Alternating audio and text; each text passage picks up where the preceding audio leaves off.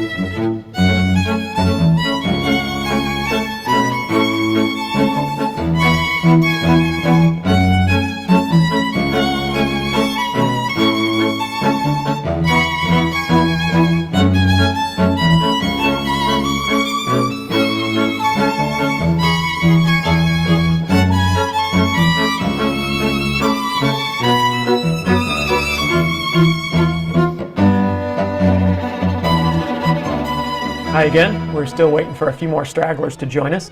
In the meantime, we've put a link to the program in the chat, so you could take a look at that.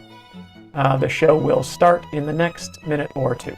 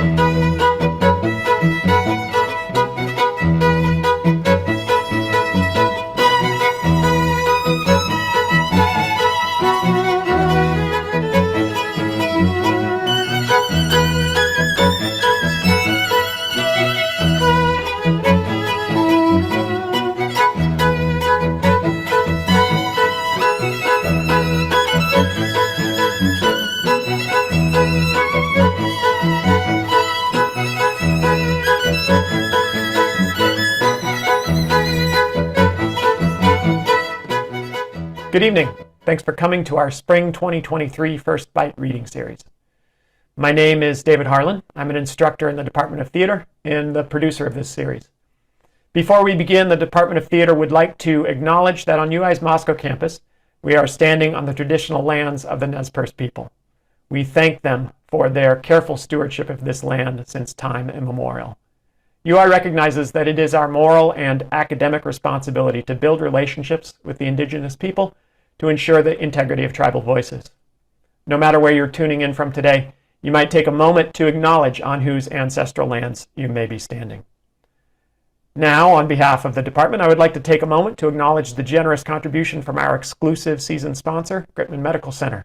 We appreciate Gritman's ongoing commitment to caring not only for the physical health of folks on the Palouse, but also to our cultural well-being. Now, a little about what you're about to see here. If you've seen a reading like this, you may know what to expect, but let me explain to those who may be new to a staged reading. A new play doesn't just fly from the writer's fevered brain onto the page and then onto the stage. It has to be developed. The familiar popular plays we see on stage at the Hartung and on Broadway started in rooms like this. Playwrights write a draft, they give it to a team like you'll see here, and they watch and listen.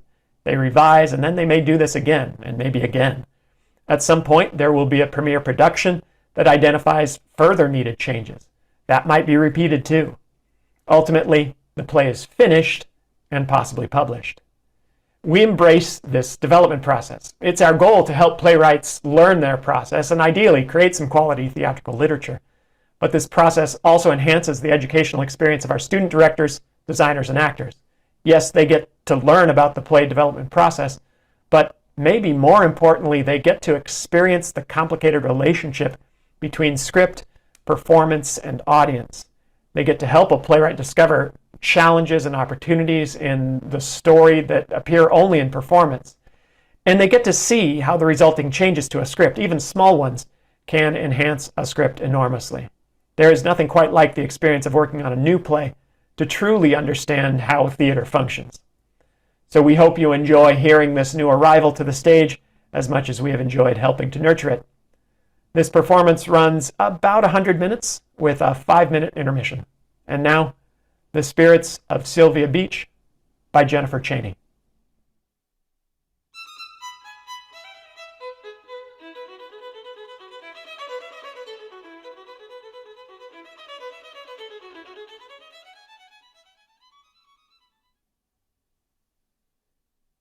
Beyond Venra Arnu. Who am I kidding? I can't speak French. Bienvenue. Nope. Okay, let's just make that. Welcome to the Sylvia Beach Hotel. This is my hotel. Or should I say, this hotel is named after me, but I've never been here. Nope. No, that doesn't work either. Okay. How about this? For just a moment, imagine with me, we are in Paris on the left bank, and this is my little bookshop. Maybe you've heard of it? I called it Shakespeare and Company. From 1920 to the beginning of the World War II, I ran the bookshop by myself until the Nazis came and forced me to close, but that's another story. Okay, come on, Lucy. If you want to be a writer, you've got to make this more interesting. Okay. How about I ran this bookshop, period. Okay,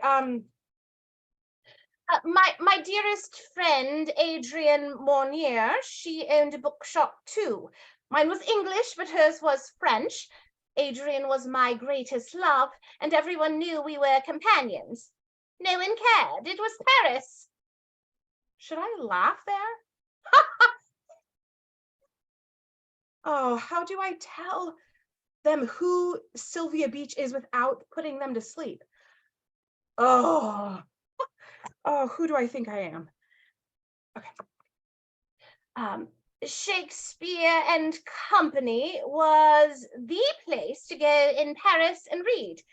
There was Gertrude Stein, Ezra Pound, Gershwin, and Hemingway, just to name a few.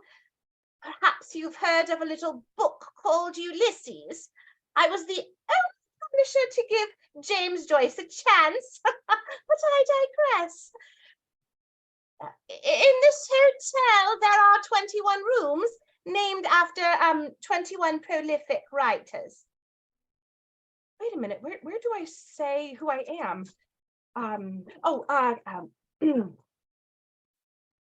you, my friends, are at the Sylvia Beach Hotel, and I am Sylvia Beach. Oh man, this might be the worst thing I have ever wrote.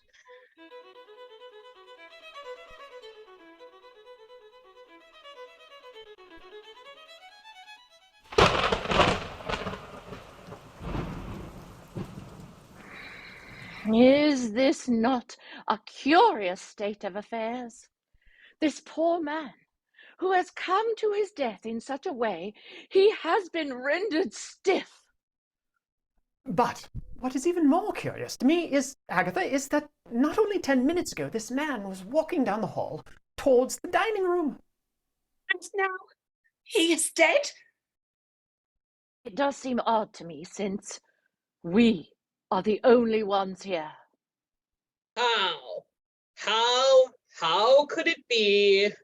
Surely you are not saying, Mrs. Christie, it may have been one of us?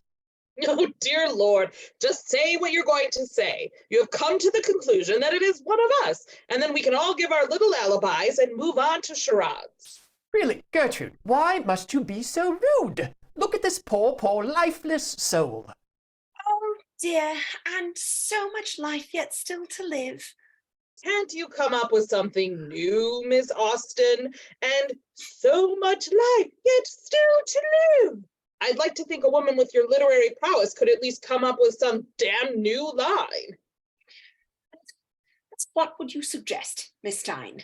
How about, there is believing in this feeling of seeing the sight of fright, and in this reeling we are feeling in this real fright of sight. And what on the bloody earth does that have to do with the dead body before us? Everybody freeze!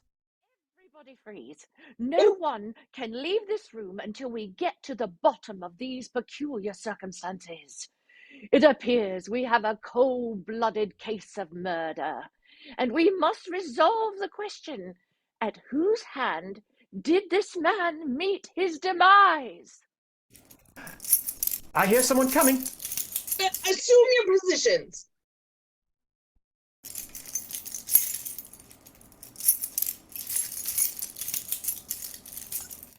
Nick the again. I am pushing. Oh, okay, that was weird. Now, what were you saying? Yeah. I know a J.K. Rowling room would definitely be marketable. Sorry. No, I know. I always say it wrong. I just think, what in the world? Oh, shit. I can't believe what I just saw laying in the middle of the library. A sheet.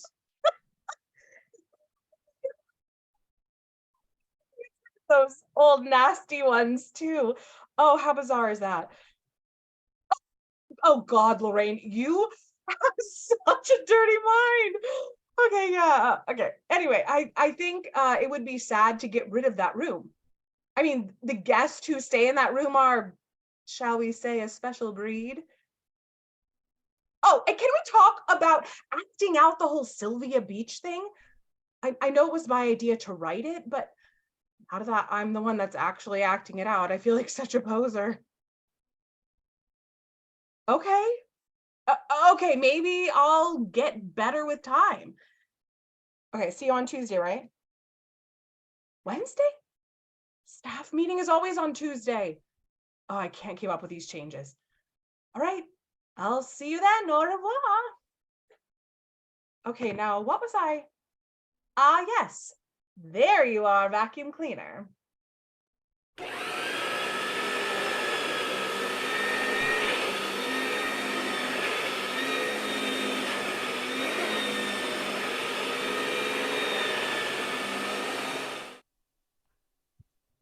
I hate that thing. Is the demon sweeper finally gone? One is never completely gone, are they? Another game spoiled, I'm afraid. Poor Mr. Poe, suffering near disaster. And she's taken my favorite sheet. No mind, personally. I was growing weary of that dreadful game. Why must you be such a killjoy? Seriously, Agatha, how many times can we pretend one of us has murdered Edgar before we wither away like a lost generation? Oh, please. Lucy comes back in to grab the vacuum. I swear I'd lose my head if it wasn't attached.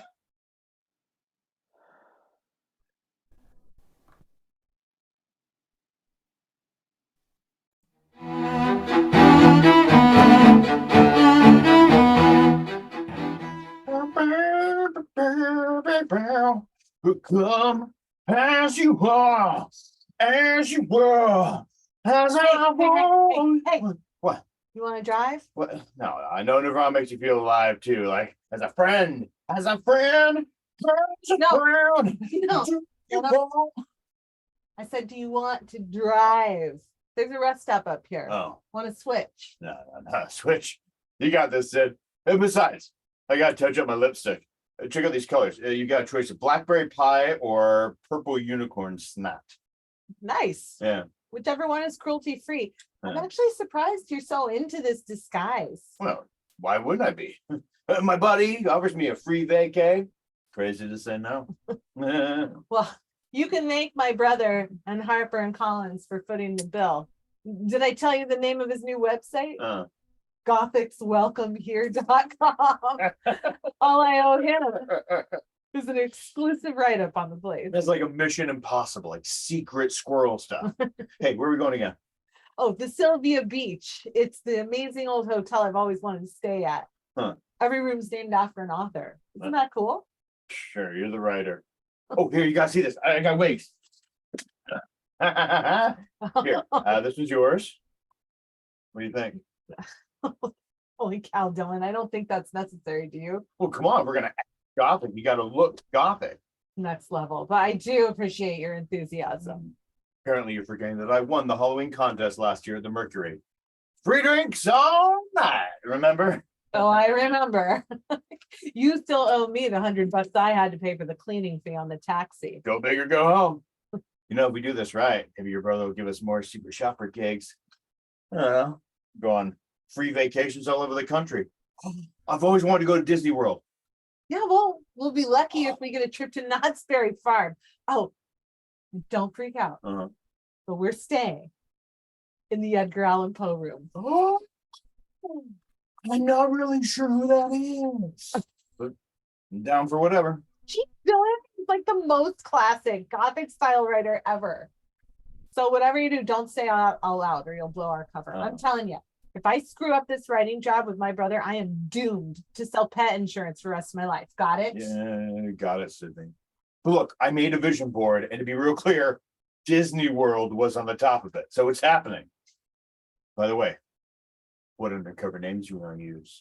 Let's just use our real first names so we don't make a mistake. But we can use my last name. Remember, we're the Torrances and we're on our honeymoon. Question. Why are we pretending to get married? Well, I just thought it would be fun. Sure. Fun to add to our story, make us more believable. You know, go big or go home. You'll see, it'll all make sense in the end.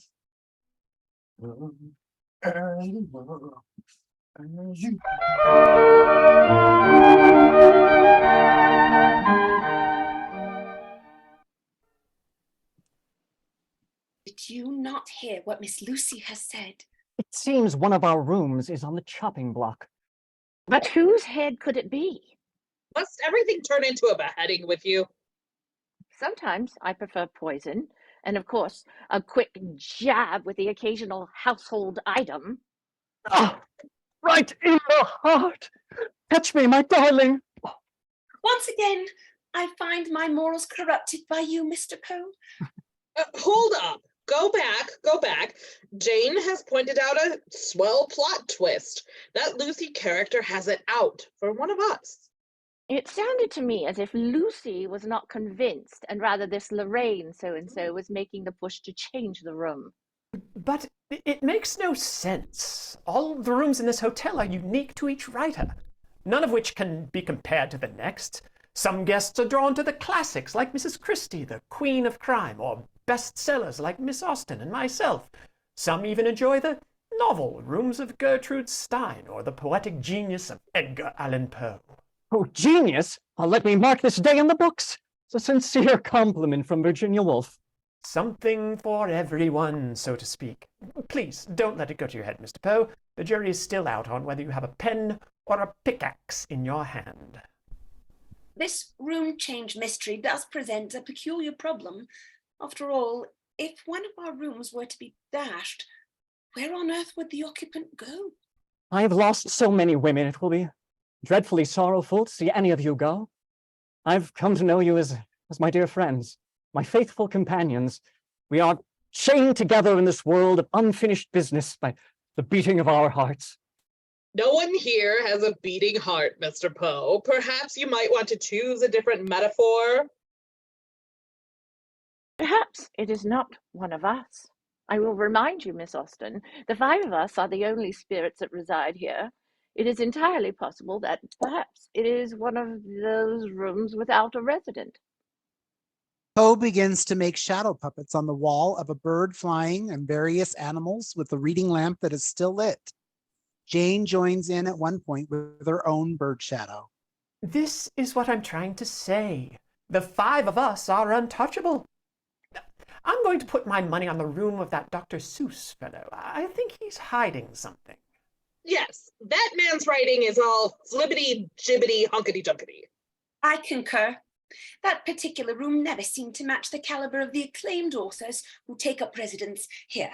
Oh, well, don't be so rash. Dr. Seuss and his clever rhymes have a place in the Hall of Genius, I would say.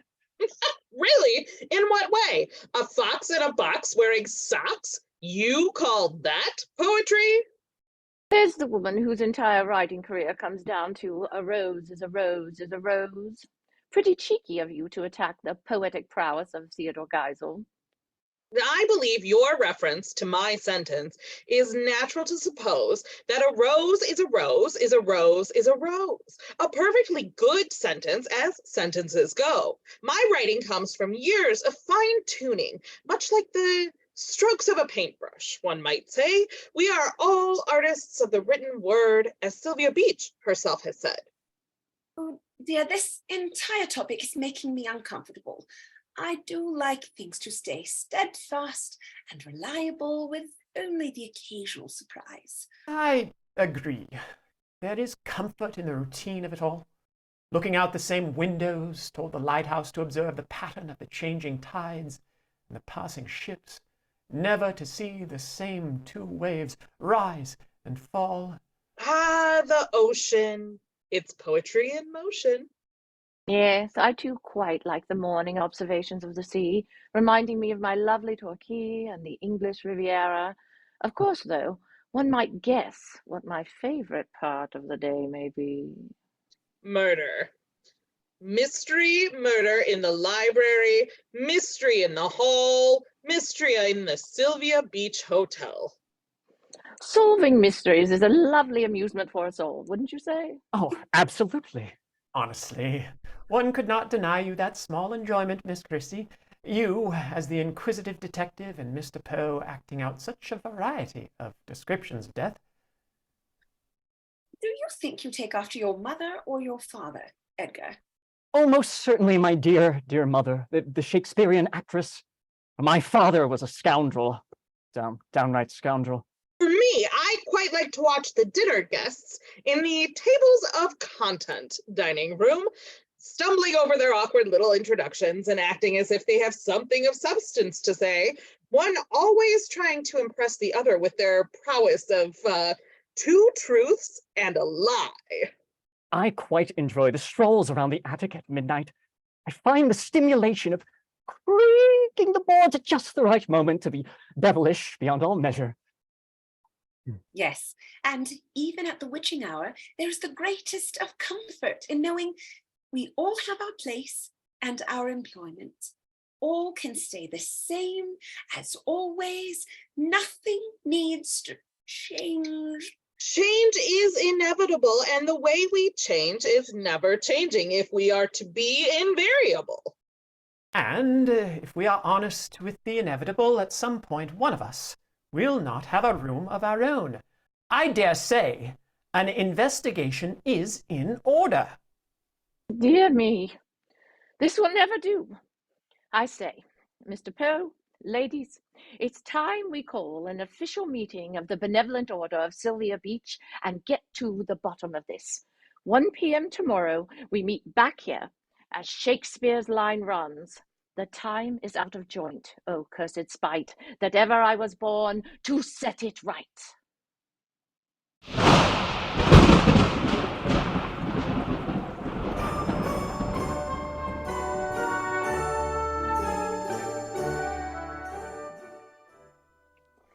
Bum bum bum bum bum bum bum bum ba-da-da-da-da-da-da-da-da-da-da-da-da-da. Oh, what an embarrassment. I've heard better arias from a titillated tomcat. Hold on. Crap. Okay, yeah, I hear you. Hold on. Oh, hey, Lorraine, I was just getting a jump start on tea time. What's up? Hey, Lucy Goosey. I wanted to make sure I told you we got 2 early check-ins today. Oh, okay. I know about the Tolkien, but there's another one. It's Tolkien, and yeah, a honeymoon couple coming in from Seattle, the Torrances. Booked the Poe room for the weekend. I just got an email saying they plan to arrive between 2 and 3. And for once, I was ahead of schedule. Hey, you're still doing the Sylvia Beach thing, right? Oh, yeah. I don't know how good it'll be, but I said I'd do it. Thanks, Goose. You're a rock star. You got it. Oh, hey, real quick, I had a question about the timeline for moving the J.K. Rowling room. Lucy, it's pronounced rolling. Seriously, if you want to be taken seriously as a writer, you got to say these names right. I know, I know, but are you really sure you want to change the room? We've been through this. You know, I've always been a big fan of Edgar Allan Poe. Deep in that darkness peering, long I stood there wondering, fearing. I gotta tell you, you are gonna love what we do with the rolling room. Did I tell you about the set of magic wands I ordered to put in there? Couldn't we like switch out something else besides Poe's room? I mean, I would be willing to come in and I know you've got big feelings about this, but it's all about that 4-poster bed and how it matches the Harry Potter theme. Besides, I think the Poe room is haunted sometimes. I know, that's why it's so cool. Come on, the pendulum over the bed? Guests are always telling us it starts swinging on its own. And then someone posted on Yelp how it totally freaked them out. Once upon a midnight dreary, while I pondered weak and weary. Oh, so dramatic. Honestly, out of all of our rooms, it attracts the most weirdos. Not weirdos. I prefer avant-garde. You okay? Listen, Yeah. I'll tell you something out of there. I'll tell you what. After we tear it apart, you can have something out of there, and that's my promise. And then you can keep his heart in the floorboards or whatever you avant-garde Poe fanatics do. Okay? Okay, weirdo. Okay, I gotta fly. But please don't forget about the early check-in, all right? Okay, I'm on it. Now, where was I? Oh. Bum, bum, bum, bum, ba-dum, bum, ba, ba-da-dum.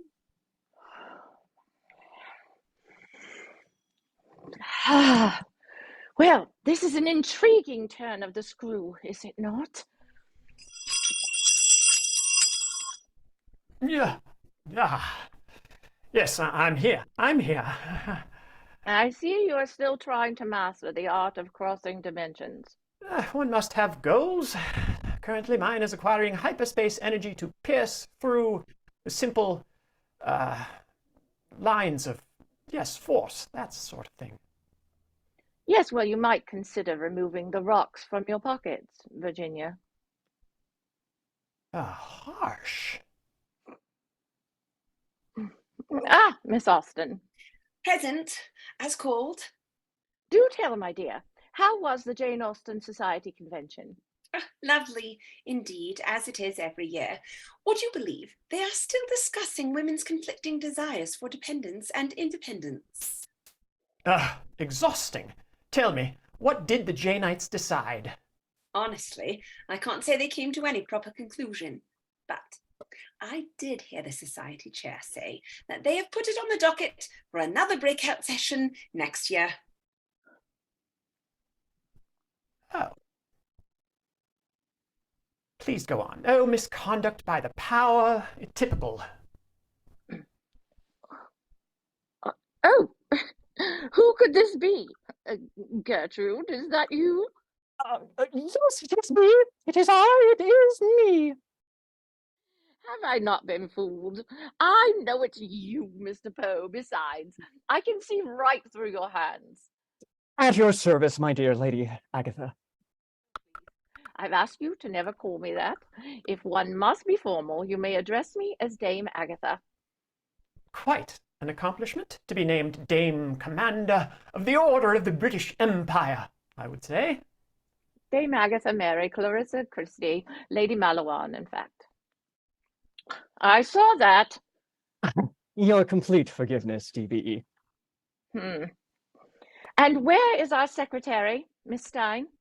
I passed her in the hall but a moment ago, lurking, as usual. Here, as I am here. A lovely door slam once in a while. Never gets old. Yes, well, we must get started before tea service. I do love when Miss Lucy hosts tea time. One always hears the most curious new expressions. Shall we push back all the furniture for dance lessons this afternoon? May I have this dance? Yes, well, that will have to wait.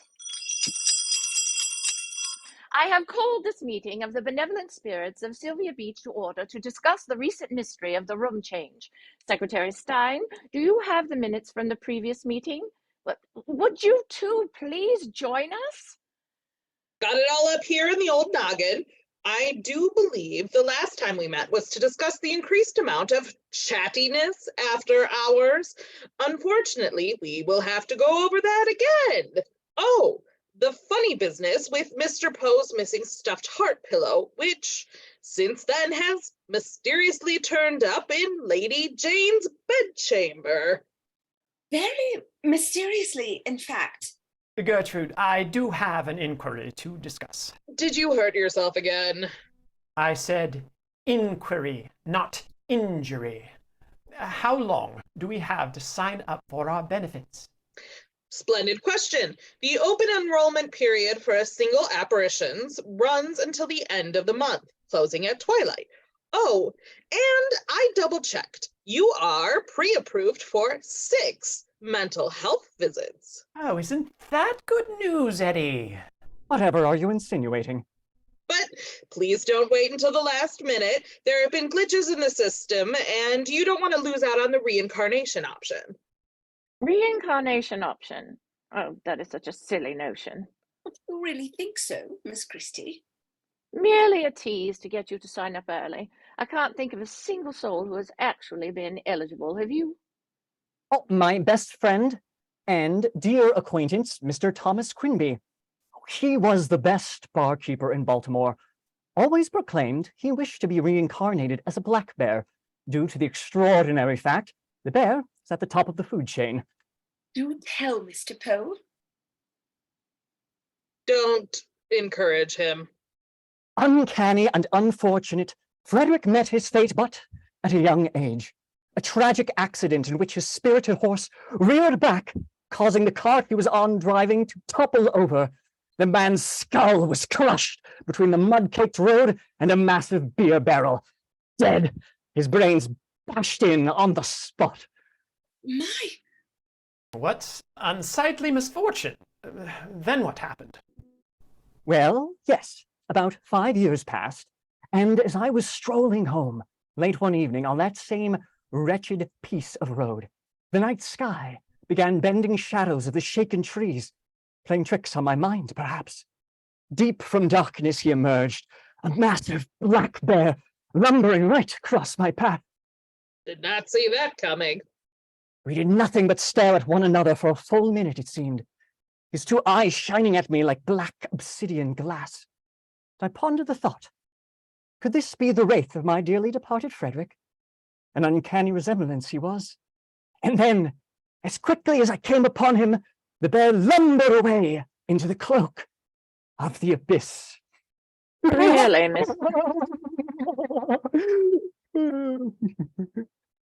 Really, Mr. Poe? Reincarnated as a bear? What an outrageous claim.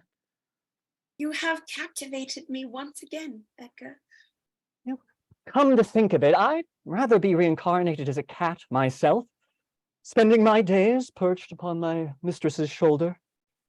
I do believe it was Salvador Dali who believed he was reincarnated from his older brother, who was believed to have died exactly 9 months before Salvador was born, believed to be conceived anew in death. Is that not an extraordinary notion? Conceived anew in death. On this subject, I will only say that I'd entertain an incarnation to be something light of heart and beautiful of spirit. Perhaps a painted lady butterfly, spending my days flitting about the garden. How about you, Ms. Woolf? I always thought I would like to come back as the full moon, rising during harvest, reddish orange, rushing across the sky, hanging between the branches of an elm tree, to be one and only one magical lunar spectacle for a single star-filled night, while the hours stand still. But the soul deserves to be immortal, don't you agree? Ugh. To our meeting. I am reminded we need to discuss the small matter of a breach of etiquette. Even though Mr. Poe claims we misinterpreted his connection with the corporeal being, the unsuspecting Miss Brittany from Vermont, it was a breach and must be noted. I was simply swept up in the moment. She looked identical to my lost Lenore. Anybody could make that same mistake. This violation is not to be taken lightly, as we are all well aware. Shall we review Rule 22, Section 13, no touching corporeal guests unless invited? Noted.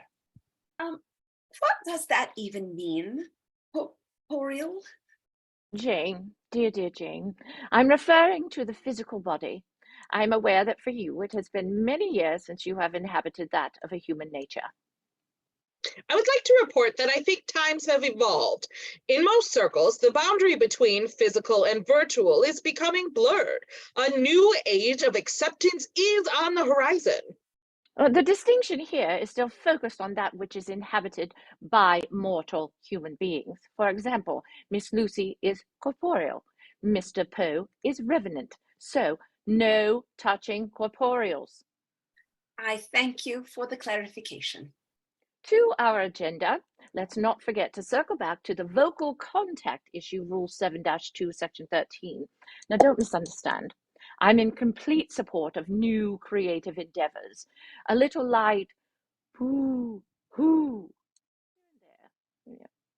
Isn't that the point?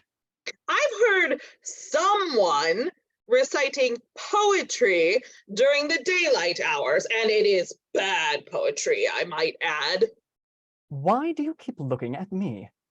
Yes, now, a few more points here, and then we can discuss the issue at hand.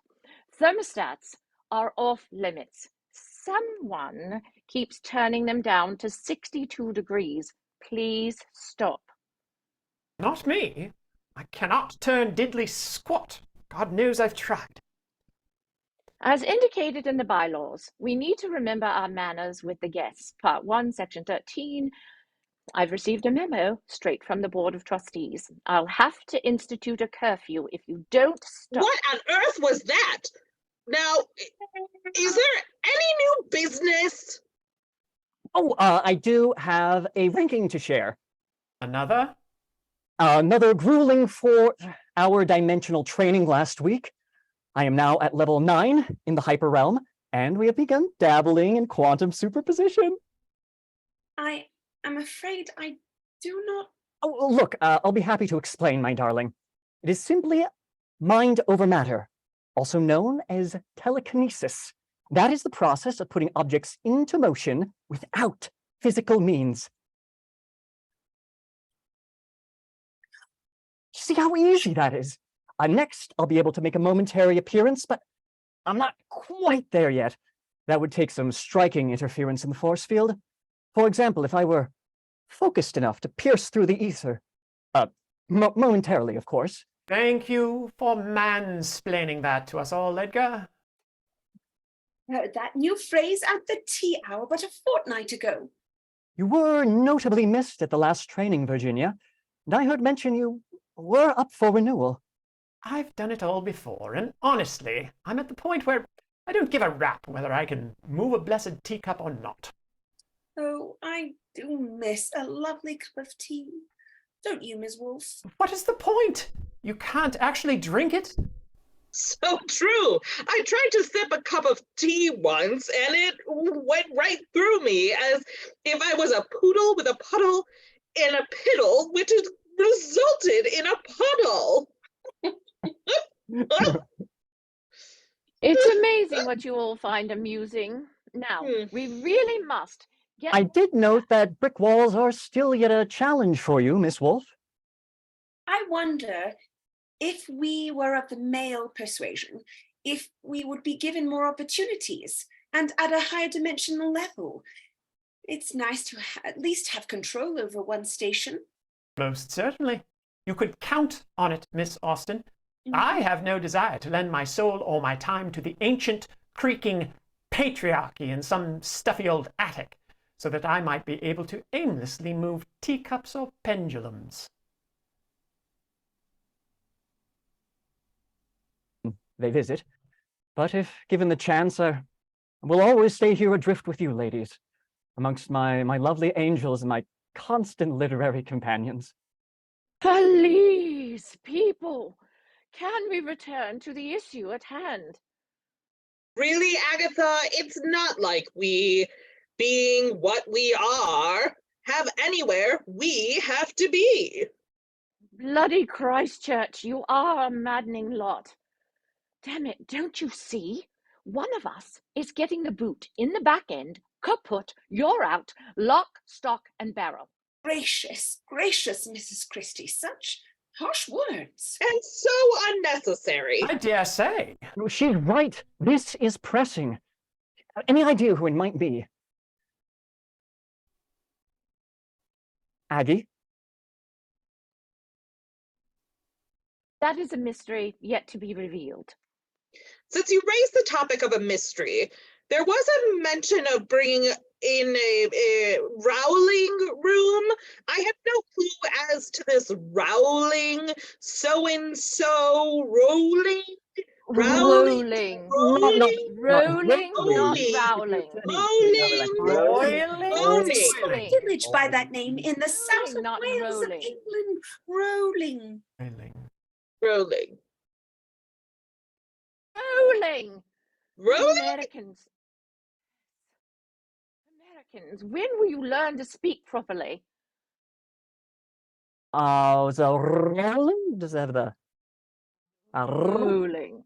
There, it's been said. They are taking out one of the rooms and changing it to a Mr. J.K. Rowling. How do you know this, Miss Christie? I overheard Miss Lucy discussing it with Miss Lorraine, the hotel manager. And how long have you known this? Only directly before this meeting. Well, is that not typical? Another man is coming in. In this day and age, you would think a literary establishment run by women of great intellect would have a fair balance of female authors in equal measure to the men. Such a disappointment. Miss Stein, do you have the latest numbers of men versus women at the Sylvia Beach Hotel? Upon my last count, out of 21 rooms, there were 13 men and 8 women. Exactly my point. Now, there's going to be 14 men and 7 women? Why do you automatically assume it will be one of the women's rooms who will be taken out? Could it possibly be one of the men's? Perhaps it is not one of the ladies. Perhaps it is one of the gentlemen. But who would they be replacing?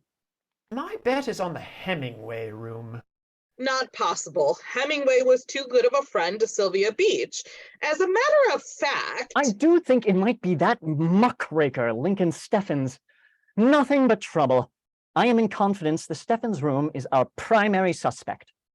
Steffens room? Oh, no, that's an impossibility. As you are aware, Lincoln Steffens was a spectacular journalist and exposed many corrupt practices in the government. Perhaps you've heard of a little thing called Tammany Hall? Why, without the brilliance of Steffens... Brilliant, you say? I knew Steffens when he came to Paris, and I hardly... Wait, why would you care about American politics? Oh, this is a mystery indeed. I say, how about we take a go at this in complete reverse? We collect a list of who we know to be it is not. Conclusion by omission. Brilliant idea, Miss Austen. However, in the name of moving this French scene along to the next, I am willing to share with you one very important clue. A clue which might help you immensely. Yes. Yes? 5 little spectres. One will be no more. Once where was 5, now will be 4.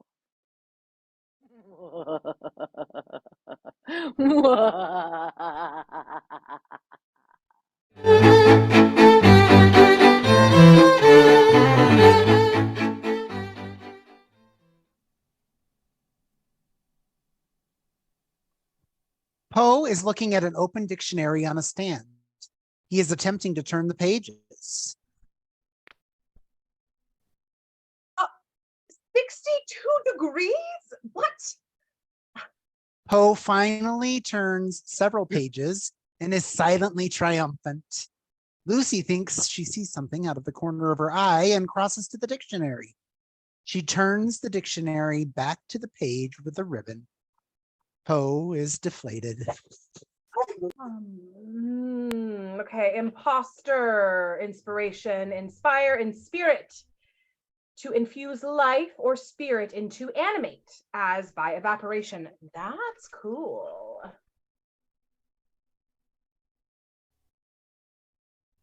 Oh my God. I didn't see you, sorry. Oh, Totally, didn't mean to sneak up on you. No worries. I'm here for tea. Yeah, we checked in a little bit early. hope that's not a situation. No, of course, no, it's fine. Hello. I'm Lucy. I'll be hosting your afternoon tea. So you are the Torrances? Yeah. I'm Sidney. This is Dylan. Hey. God, check out this library, babe. It's totally lit. you Yeah. know? Oh, hey. I know this one. The Strange Case of Dr. Jekyll and Mr. Hyde. Robert Louis Stevenson. Yeah. You said I didn't know about books. Robert Louis Stevenson, what a hack. Yes, well, well, we have some lovely Italian figs.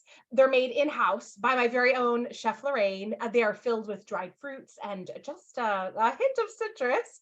Also we have some delicious lavender scones and some sea salt and rosemary rice crackers if you like that kind of thing. You got anything with chocolate? That is a great question. Let me check in the kitchen if you like. No, this is dope. Come on, just go with it, babe. We have a proper pot of Earl Grey steeping in the teapot. And the best part, a seasonal mulled cider in the crock pot. It is really good. Do you want some? It smells wicked. I'll try it, Dylan. Yeah. Okay, yeah, well, Lorraine, she makes it fresh batch every day. It's infused with like cinnamon sticks and cloves, and her secret ingredient, and of course, adds a little kick, if you know what I mean. Here you go. Yeah. Kick, huh? Like what's in here? Apple juice? and brandy, you know, the good stuff. Well, not really a secret now, is it? Huh? No, guess not. Cheers. Mm, I like it. Liquid is suspect. Oh, I'm just messing with you. I'm in. I'm in. Really good. So it's just this cat inside. Welcome to the Sylvia Beach Hotel. Oh my goodness, you are probably wondering why I'm like dressed like this. No, not really. You do you. So I read about this place on the internet. It's such a cool vibe, ain't it, babe? Yeah. Okay. Well, here you are. Bienvenue. Welcome to the Sylvia Beach Hotel. And this is my hotel, but I've never been here. For just a moment, imagine with me, we are in Paris on the left bank. And this is my bookshop. I call it Shakespeare and Company. Oh, I get it. You're doing an impersonation. Oh. Nice. Yeah. Yes. I was trying to decide what to do with my life. No one cared. It was Paris. And oh crap. You are at the Sylvia Beach Hotel, and I am Sylvia Beach. Right. But this place is like creaking old, right? Yep, opened up in 1913. Did I mention it was the honeymoon capital of Oregon? It's kind of square. You could use like a few gargoyles, stained glass, and cobwebs and stuff. It's so creaky. Yeah. I love it. Kind of romantic. Romantic, huh? Oh, music. We need music. Oh yeah, got anything by like the Sisters of Mercy? Like the Bronte sisters. I mean, yeah, yes, we have Jane Eyre is right over No, there. no, it ain't a book. Band. You know, like this. It's a subculture, right? It's all right. Oh, yeah, I'm totally good with that. I mean, like, I respect all identities, like even this. I have lots of friends who are like, you know, into dead things. So did I hear it's you're on your honeymoon? Oh yeah, we tied the knot yesterday, you know. Still. Thought we'd think of being married to me? Come here. Dylan, come on. Well, you know you want to. Come on. You're getting me this bill. No, I'm not doing it. Well, you know, congratulations. I just love weddings. I'm sure it was beautiful. Oh, it was. Everyone dressed in black and we had roses. See, matching skull rings. Oh, yeah. Wow, it sounds nice. And I was dressed in bodacious black lace, you know, like all cinched up in the back. And I had this amazing headpiece thing with spikes on it. It was wicked looking. I'll show you a picture. Ooh. Oh, did you get married in a cemetery? No, of course not. Kurt Cobain Memorial Park in Aberdeen. Dylan's a Nirvana fanatic. Nirvana? Uh-huh. Yeah, but like the best part of the whole thing was my friend Requiem. He did the deed for us and got some license online, you know? And Requiem dressed up like the Headless Horseman. Oh yeah. Yeah. It's so bitchin', man. Dude had no head. What kind of people are you? How did he perform this ceremony without a head? Yeah. He didn't actually cut off his head, but that'd be weird. Like we could still hear him. No. Yeah, well, That's a drag. My phone's dead. Oh man. No worries. You can show me later. To the Torrances. Oh yeah. Thank you. Now we are Sidney and Dylan Torrance. We took my last name. Sidney. Yeah, we did. You know why, don't you? Torrance, right? Oh, yeah. Well, you guys seem perfect for each other, and we really are so glad you're here. We're not gonna see any creepy twin girls in the hallway, are we, Luce? Oh, that's funny. No, creepy twin girls. We did an exorcism last week, and they're gone. Red rum. Yeah, well played, Luce. Well played. Isn't she cute? Yeah, you're like the CEO around here, Luce? Of Sylvia Beach? Mhm. Oh God, no! I just work here, a couple of years now. Oh, you're awfully buzzing for someone who is serving us juice to freaks like us all day, right? Oh no, I like you. I meant not that you are freaks. I mean, I like working here. That's right. We know what you meant. Yeah, I do. Do a little of everything, like reservation, shelving books, pretending I'm someone else. You ever get lonely here, Lucy? You probably need to get rid of them. Yes. No, never lonely. I also do laundry and host book clubs, and sometimes I talk to dead people. You do? Whoa, like on a Ouija board or? I was joking. I don't know why I said that. Red rum. God, this cider is the bomb. I know, right? Are you ready for seconds? Please. Oh yeah, that does have that dang kick. Hey, you hitched loose? I bet you are. How do you like you? Poe is getting protective and he whispers to Dylan. I'm watching you. Huh? I didn't say anything. What? Scone? Yeah. I've always wondered if it was, difficult to eat with piercings on your mouth like that. Oh, this? No, only if you're not into pain. I've always wanted to come here and stay in the Poe room, Ah, there it is. The complete poems of Edgar Allan Poe. Oh, now we're getting somewhere. Yeah, sitting here's a mega fan of reading. You are?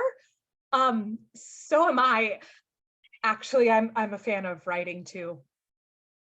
That's sick. Yeah. I started reading Poe in the 4th grade. My mom freaked out a little bit, but at least I was reading something, right? Once upon a midnight dreary, I pondered, weak and weary. While I nodded, nearly napping, suddenly there came a tapping.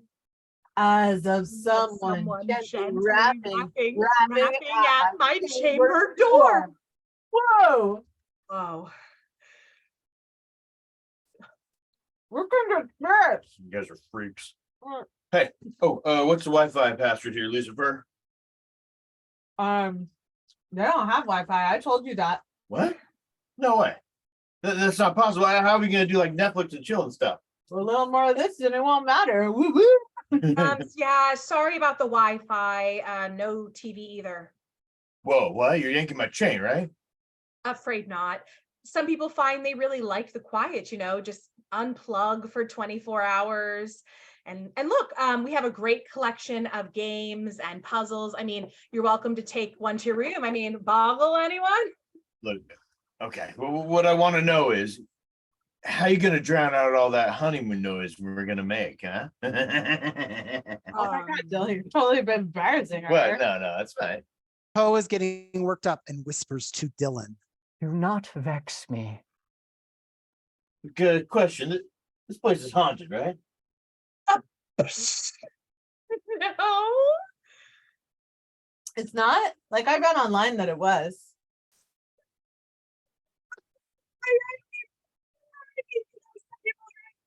Crazy things like that. Who reads Yelp anymore anyway? Lucy sees the cord to the music speaker is unplugged. She holds up the end of the cord. The music gets a little louder. Look, come on, Lucy. It's creepy AF, right? Look, my phone's even wigging out just a little bit. Oh, Dylan, come on, just chill out. No, look, it's cool. It's cool. That's why we're here, right? For the drama. Whoa. Huh? That door slammed. That's some nice special effects. That's wind. It just, rushes through. Extremely sorry. Oh, well played, Jane. Well played. Are these virtual beings or corporeals? I'm still trying to decide. Have you tried these crackers? They're gluten-free. Cool. Yeah, maybe it's time to go to our room. Oh yeah. Yeah. You have been warned. Yeah.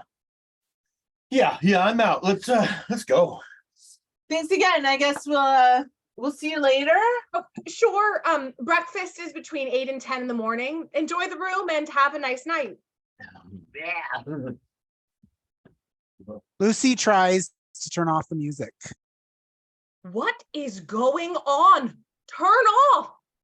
Off. Everything is fine. I'm fine. This is fine. Oh.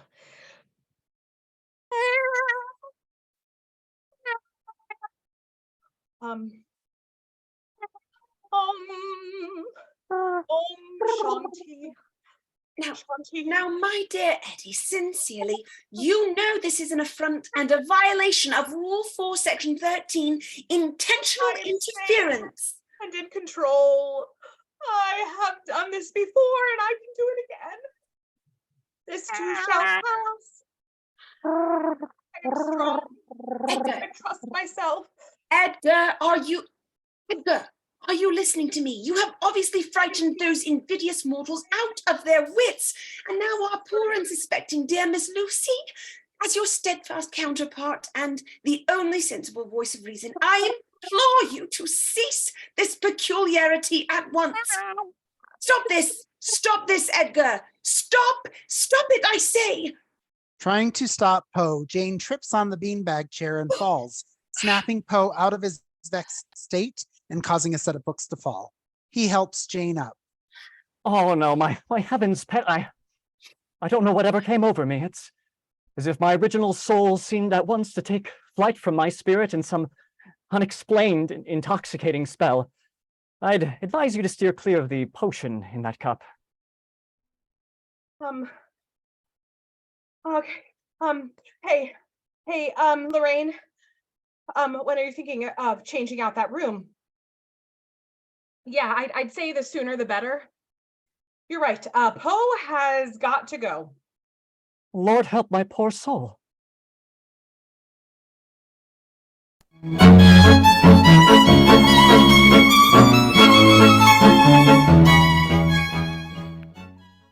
Of course, I was temporarily disoriented, even though I had been invited by the director of my mousetrap play. When I arrived at the stage door, no one recognized me. Why, that is truly out of I the wrote a play titled Food.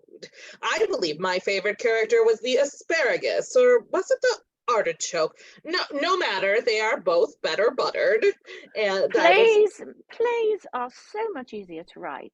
You never have to stop and fill in all the flibbity gibbets of how the people are dragged from one room to the next. It's all right there for the audience to see. You simply make the dolls talk and the actors do all the rest of the work for you. I tried my hand at several little parlor plays, one in which the flowers in the garden were speaking on a summer's night, but I came to the conclusion that I did not make a good impression as a playwright, and I went back to writing novels. Yes, well, as I was saying, I was very anxious, you see, for I had been asked to make a curtain speech at this fandango, and my nerves were through the roof. But it did not help that the doorman was a proper donkey.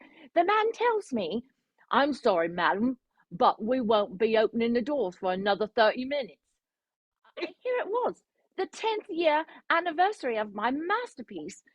I was told to come early, and no one even knew I was the playwright. I assumed I was forgettable. I've had this same nightmare repeatedly. I've heard discussions. This is now diagnosed as imposter syndrome. Wouldn't you say we've all gone through this phenomenon at one time or another? fearing the mystery shall be revealed that we are not really prolific writers, but merely imposters? I have a lovely book titled How to Write. If any of you might need the One book. must write if they cannot find what it is they wish to read. One must write for the art of writing, as writing words is art. I never thought about the art of writing to any real extent. My sister Madge simply challenged me that I could not write a detective story, and I was instantly inspired to prove her wrong. After my first book proved to be a small success, I never looked back. At least one book a year, churning it out like a sausage factory for 60 years. As a grammarian, I always say that you can really say what. This is dreadful. I fear I can no longer contain him. What is all this about, Miss Austen? Our dear Mr. Poe has simply gone mad. Whatever does this all mean? The cat's out of the bag, I'm afraid. Edgar was somewhat mischievous with our poor Miss Lucy, and I'm afraid, oh dear, she felt him, saw him, I don't know which, but shortly after his ridiculous feline performance, the truth was then revealed. Mr. Poe's room is on the chopping block. You mean Edgar's room? He's our mysterious suspect. Yes, I'm afraid so. Well, tickle me up and down. I honestly thought my room was up for removal and upheaval. I honestly thought so too. Heaven knows your room is usually one of the last to be occupied each night, and the decor, well, it does look tired. Your candor is less than charming, darling. You can appreciate my candor, can you not, Miss Stein? Ladies, I implore your assistance at once. When Mr. Poe discovered his fate, he lapped up the remaining fumes of the brandy, and it's gone straight to his silly head. Our Edgar has taken to messing about with every clock in the hotel he can find, moving all the knives in the kitchen to torment Chef Lorraine, and now he is playing leapfrog with every unsuspecting guest that comes down the hallway. That's it. Mr. Poe has gone too far. No touching the corporeal beings. I could not say he actually touched anyone. It was more of a leap. You see, like this. He's quite full of extraordinary athletic prowess, really. Although, at one point, he did have a mishap with his breeches, and they split right up the back.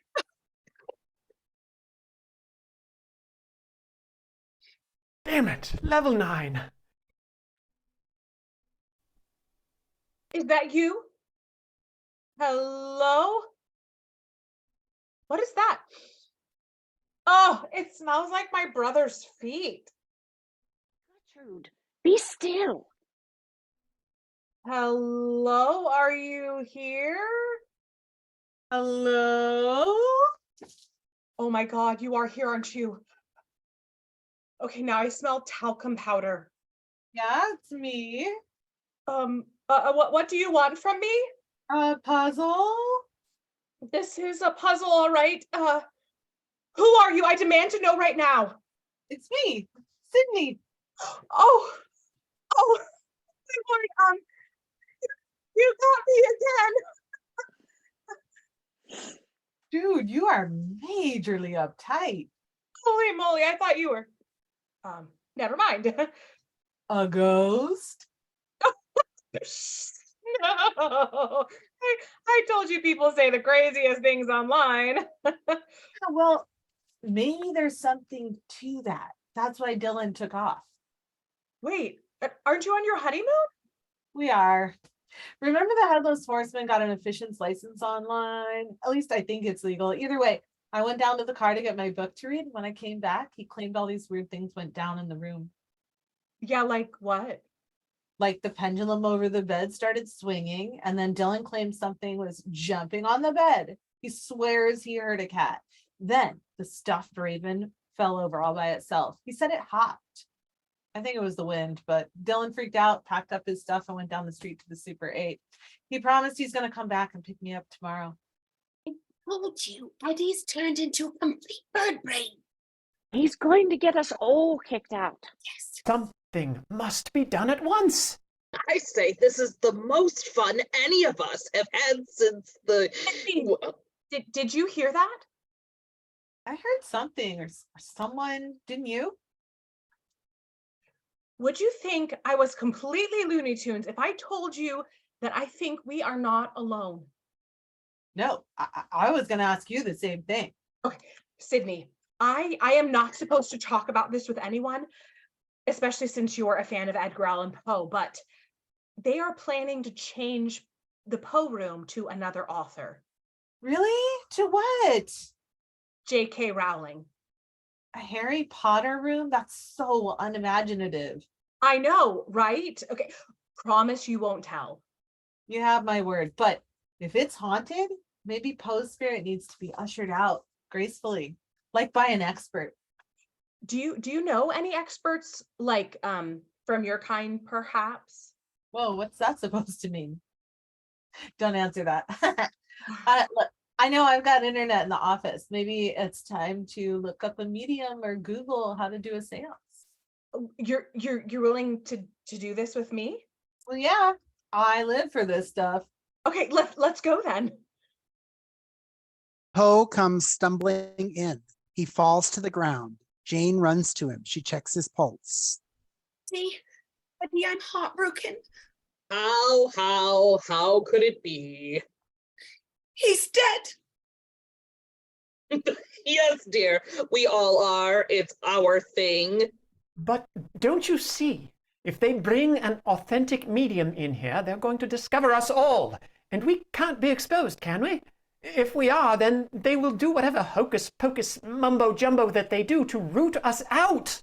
Not just Edgar, but all 5 of us. Under normal circumstances, youth and skill are no match for old age and treachery. But I'm fresh out of solutions. I have an idea. It will be a risk, to be sure, but I think in these extreme circumstances, a risky move is called for. I say it's time I moved to level 9 and made an appearance. Whatever do you have in mind, Mrs. Woolf? Excuse the literary pun, but I could appear as a wolf in sheep's clothing. An imposter of deception, so to speak. I've done it before, you know. What do you think? I think it's our only chance. And if we don't do it, God only knows what will become of all of us. I say, we've never been women who played it safe. I'm in for the love of our friend Mr. Poe. Yes, and I'm in too. And maybe we'll solve the mystery of who this Harry Potter trolling fellow may be. Indeed, by the pricking of my thumbs, something wicked this way comes.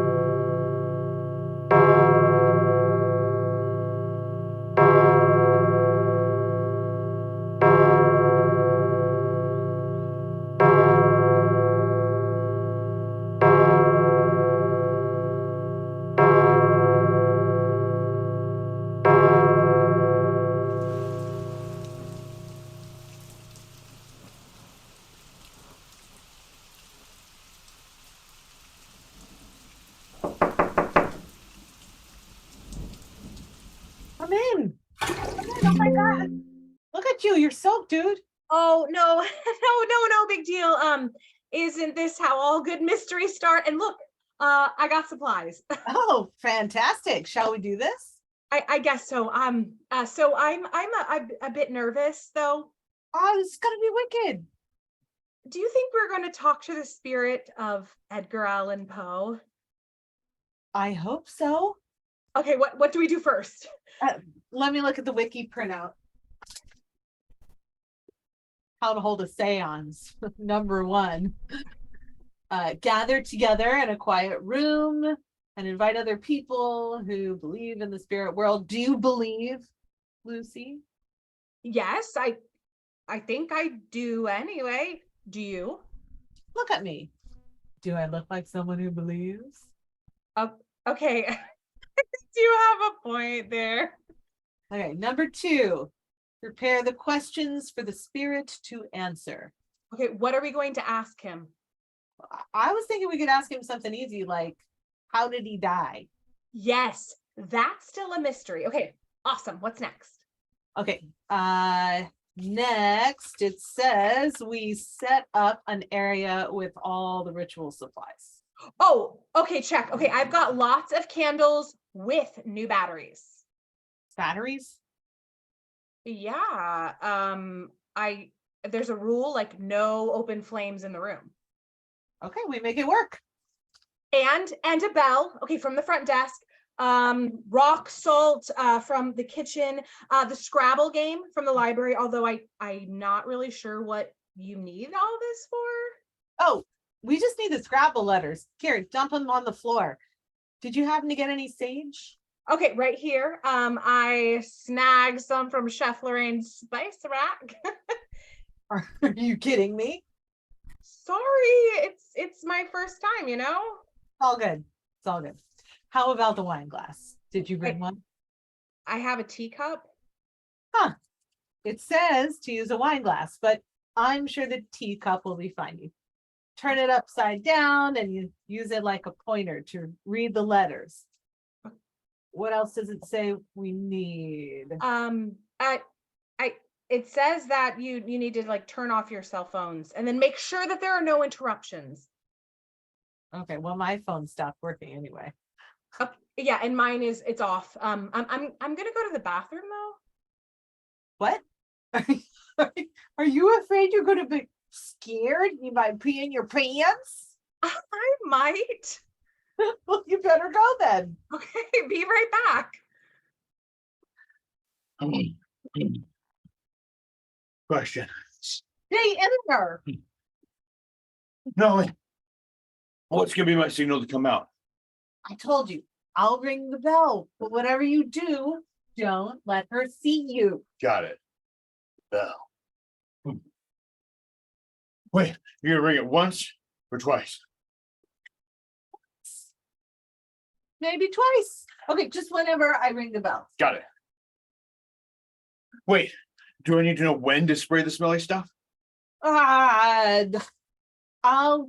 say something. Okay. Like, do you smell that? Do you smell that? And then you spray it. Right. Okay, but be really quiet about it. Now hurry up. Get back in the closet. It's dark in there. Oh my God. Are you almost starting? She said. I know how cruel you could be. Kind of like it. Now go before she sees you. Hey, why am I doing this again? One word. Yeah. Disney World. Oh, yeah. Hey, technically that's 2 words. Oh, here she comes. Now go. Go. I'm going. Did you say something? Nope, not me.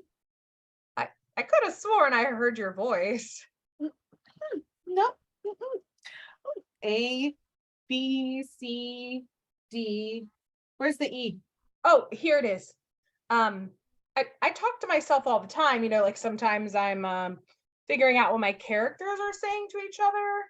And I use, you know, like different voices. Did I tell you that I'm currently working on a mystery series for young adults? Oh, H, I, You're a writer too? Must be inspirational to be surrounded by all this literature. Oh, look, I got the J. My main character is named Cassie O'Neill. She's a detective. Maybe I did say something to myself about the bell. K-L-O. I'm looking for M and N. Here, sit down across from me. I read that Agatha Christie talked to herself on her morning walks, like when she was developing a story, and it was her process. Oh, here is the letter R, and it really helps me. I'm sure people think I'm crazy, but I don't care. If you did talk to yourself, I would completely understand. Ah, you caught me. Here's X and Y. Far be it from me to judge. Look, I found the letter Z. Looks like we got them all. All right. What else do we need? An item that belonged to the person you want to contact. Wow, I don't think we have an actual thing that belonged to him, but I mean, everything in this room has to do with Poe. I mean, the bird and the quill and, the pendulum. Here, let's use his picture. Oh, yeah, that'll be good. Huh. Huh.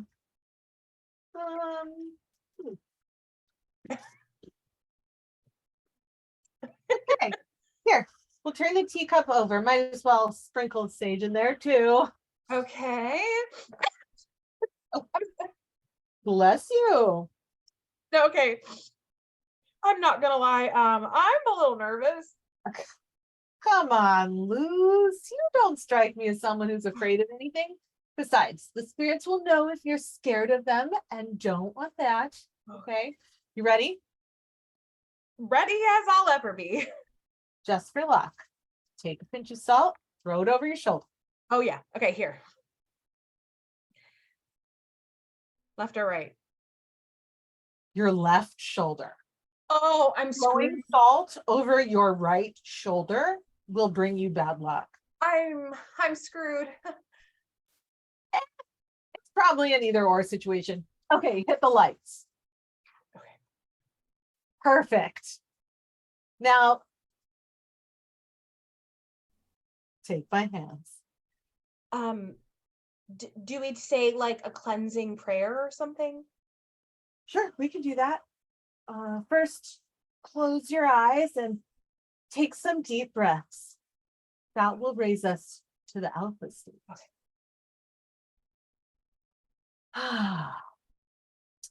We offer this prayer of protection as we enter the spirit world to keep us safe from any negative spirits that may come through as the veil is lifted. Take a deep breath. Tonight, we are here to contact the spirit world. We come as friends. Please guide us toward the white light as we call for the spirits to join our circle. Who could that be at this hour? Maybe it's your new tax dependent? I kind of doubt it. Yes?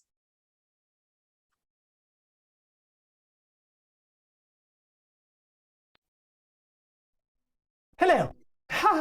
I believe you are in need of a friend. I'm afraid you must have the wrong room. Did you not use your electrical magic box earlier this evening? You mean the computer? If I am not mistaken, you called upon assistance to guide a spiritual entity along their way. I mean, we did do a search for spiritual mediums near me. I mean you no harm, only to offer my expertise. You will be safe with me. Safe, safe, safe. Oh, sure. Let's just cut to the chase here. How much are we talking? That's the idea. If I am successful, there will be a lot of talking to the spirits, that is. You know what I mean. How much is it going to cost us? I've been instructed to offer my services pro Bono.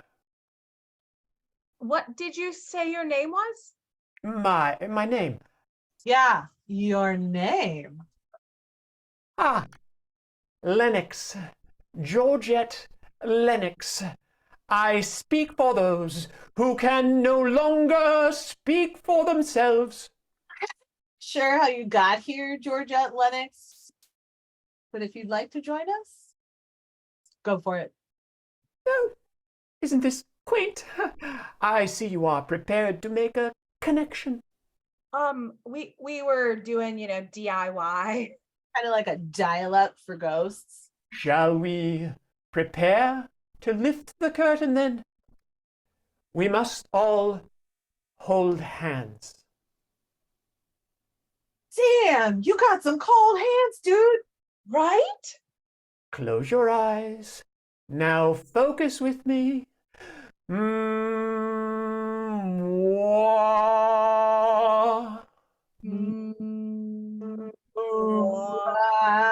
Tonight, we gather to seek the guidance from the spirit world. Say it with me. Tonight we gathering Tonight, guidance to seek guidance from the spirit, to seek. Let's try that again.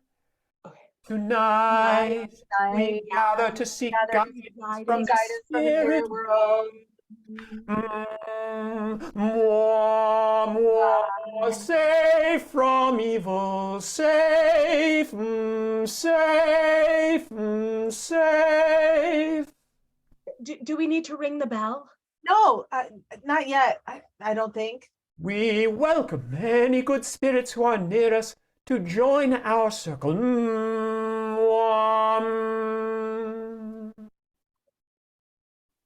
We just want to talk to the one, really. Jane, take a look. They have established a letterboard for us to communicate. See that? I do miss writing. Where is Mr. Poe? I do believe this little party is for him. I'm afraid to report he is detained downstairs, actively nursing a hangover and a broken ego in the room of F. Scott Fitzgerald, as it were vacant this evening. Well, that beats all, doesn't it? And where is Gertrude? I believe Miss Stein is still lurking about in the dining hall, eavesdropping on a small birthday party of chattering guests. I feel like there is something here. Did we ring the bell? Spirit, we feel your energy. We will watch for a sign to know you are present. Shall we? I leave it to you. Oh, maybe we ought to keep our eyes closed. Ah, thank you for joining us, Spirit. We welcome you here. Who? Is that? Oh my, I believe it to be the walking devils from the wine hour. Well, this is most curious. What do you suppose he's about? We have asked you to join us, with us tonight as a friend, as a connection to the light of the spirit world. Can you tell us who you are? We wanted to talk to Poe. Take what you get. Whoa, do you smell that? Yeah, it smells like roses. If you are here, knock once for yes, and twice for no. Are you here? Knock once for yes, and twice for no. Dylan knocks once. Agatha hesitates but can't resist and knocks twice. Oh my God, did you hear that? We said, if you're here, knock once for yes. And Dylan knocks twice- once. And twice for no. Agatha knocks twice. But you devil!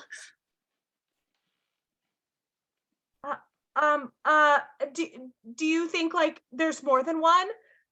Guests, we feel you and invite you into the circle to spell something for us. Dylan quietly opens the closet and Gertrude comes out. Dylan bumps into her while hiding in the closet again. Excuse you, young man grown old. Lucy, place 2 fingers on the cup with each hand, like this. And Sidney. I don't remember telling you our names. A spirit has revealed it to me. Okay, that's freaky. Miss Stein, you are here? I am here as I am here. What have I missed? The games have just begun. Ms. Woolf has made a splendid display thus far, and Miss Christie here is cheerfully breaking all the rules. I'm merely not, nothing more. Spirit, we ask you that you tell us who you are. Go ahead, Jane. I can't get down on the floor like I used to. I'm here. Are you the spirit of Edgar Allan Poe? Oh, this is so much fun. What is your name then? J.A. Okay. Are those your initials? Do I answer them? You're knee-deep into it now, Miss Austen. Y for yes. Yes. J.A. I bet it's Jane Austen. Y for yes. Yes. Lady Jane Austen, do you have a message for us? What should I say? How about no touching corporeal beings? Gertie, what would they understand? Are there others here with us? Letter Y. Do I have to spell them all out? This could take all night.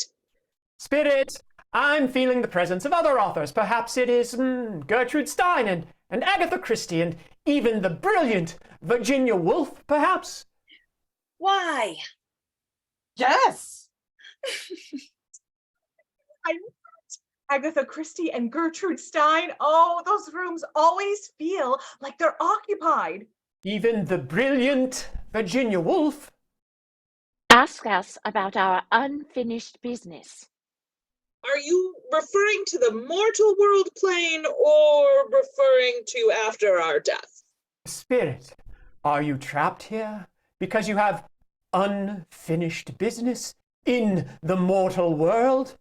Oh, give me a stab at it. Now it smells like cigars. Y-E-S. The spirits have spoken. Oh, I feel like we're really bonding here. That's it. The spirits are stuck in this hotel because of something unresolved. What an odd suggestion. Unfinished business. Ask Jane Austen what she needs to do before she moves on. Ask her. I have a request from one of our mortals. What do you still need to do before you move on to the next realm? I've never given it much thought. I would need to ponder on the fact a bit. This requires strong concentration. We must focus.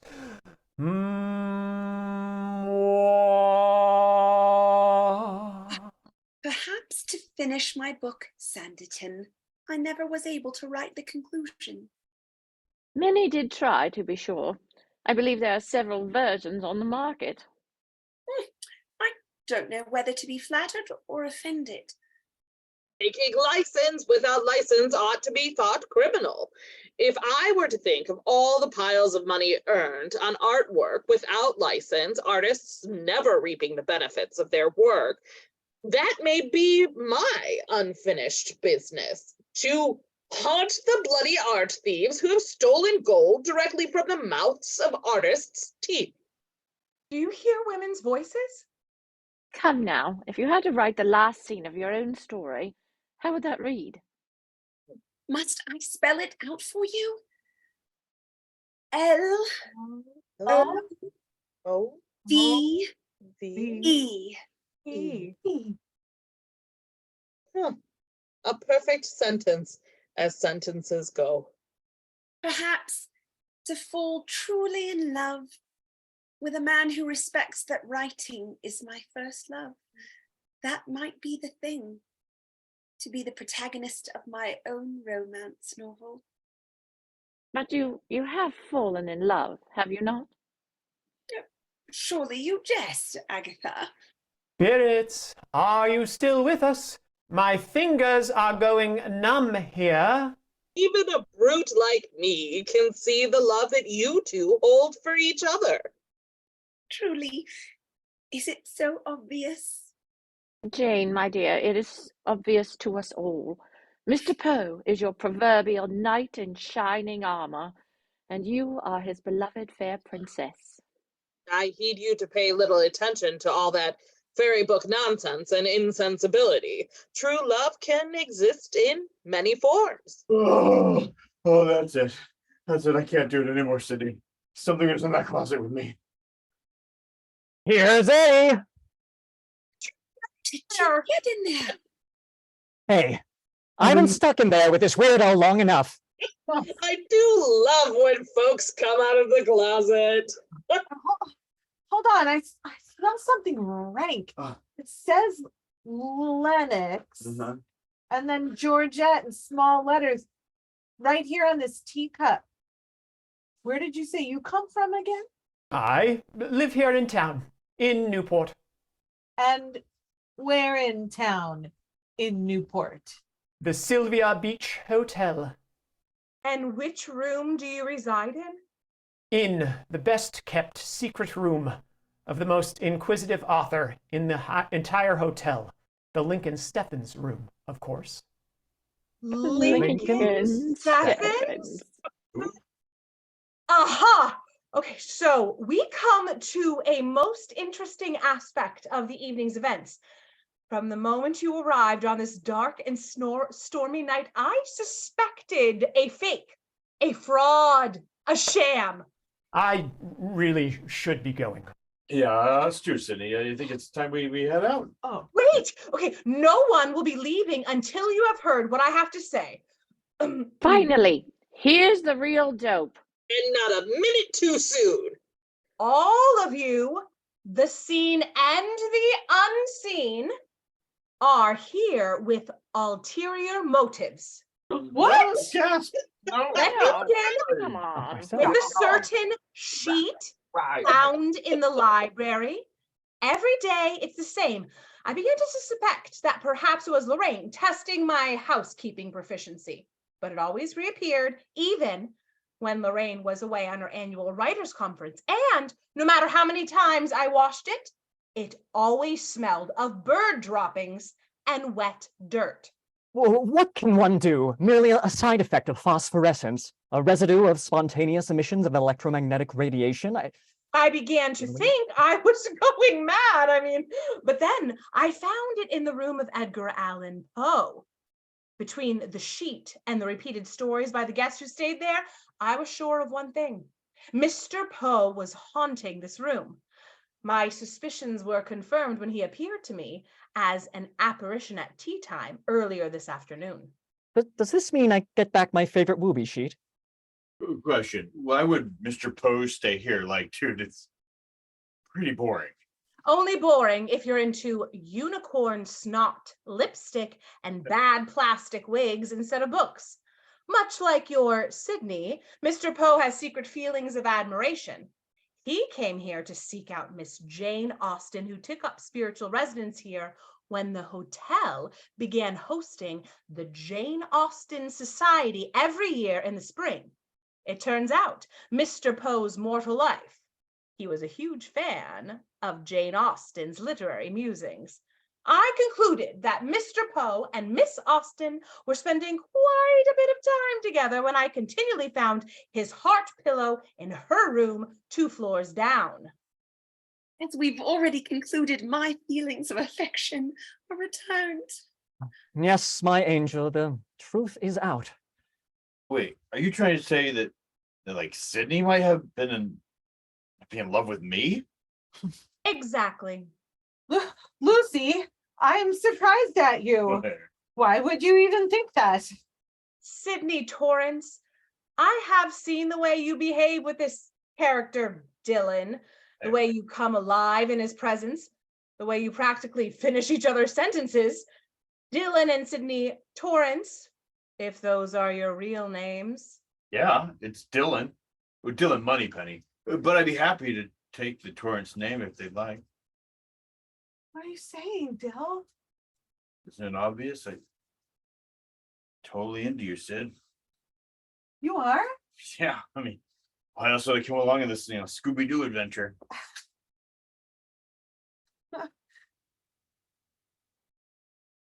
What?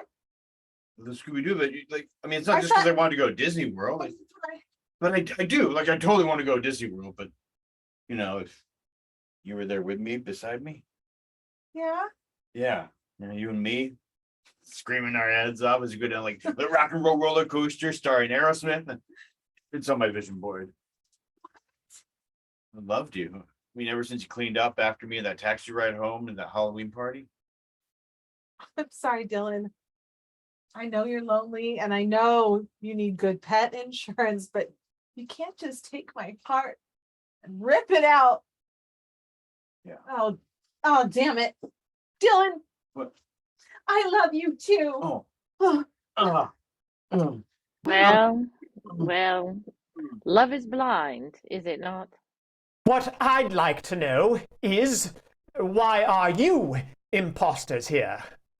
I wondered that too, but when we went to the office and Googled spiritual mediums near me, I was temporarily called away by a guest needing some extra towels. And when I returned, I found that Sidney had used our internet to check her email account. You may want to use the incognito mode next time you write your brother to report on how your secret shopper trip for Gothic's welcomehere.com is going. Yeah, I think we're done here. Well, this is a fresh development in our little mystery, is it not? And we still don't know why this one is dressed like Virginia Woolf or solve the mystery of who the next big author is that's moving in.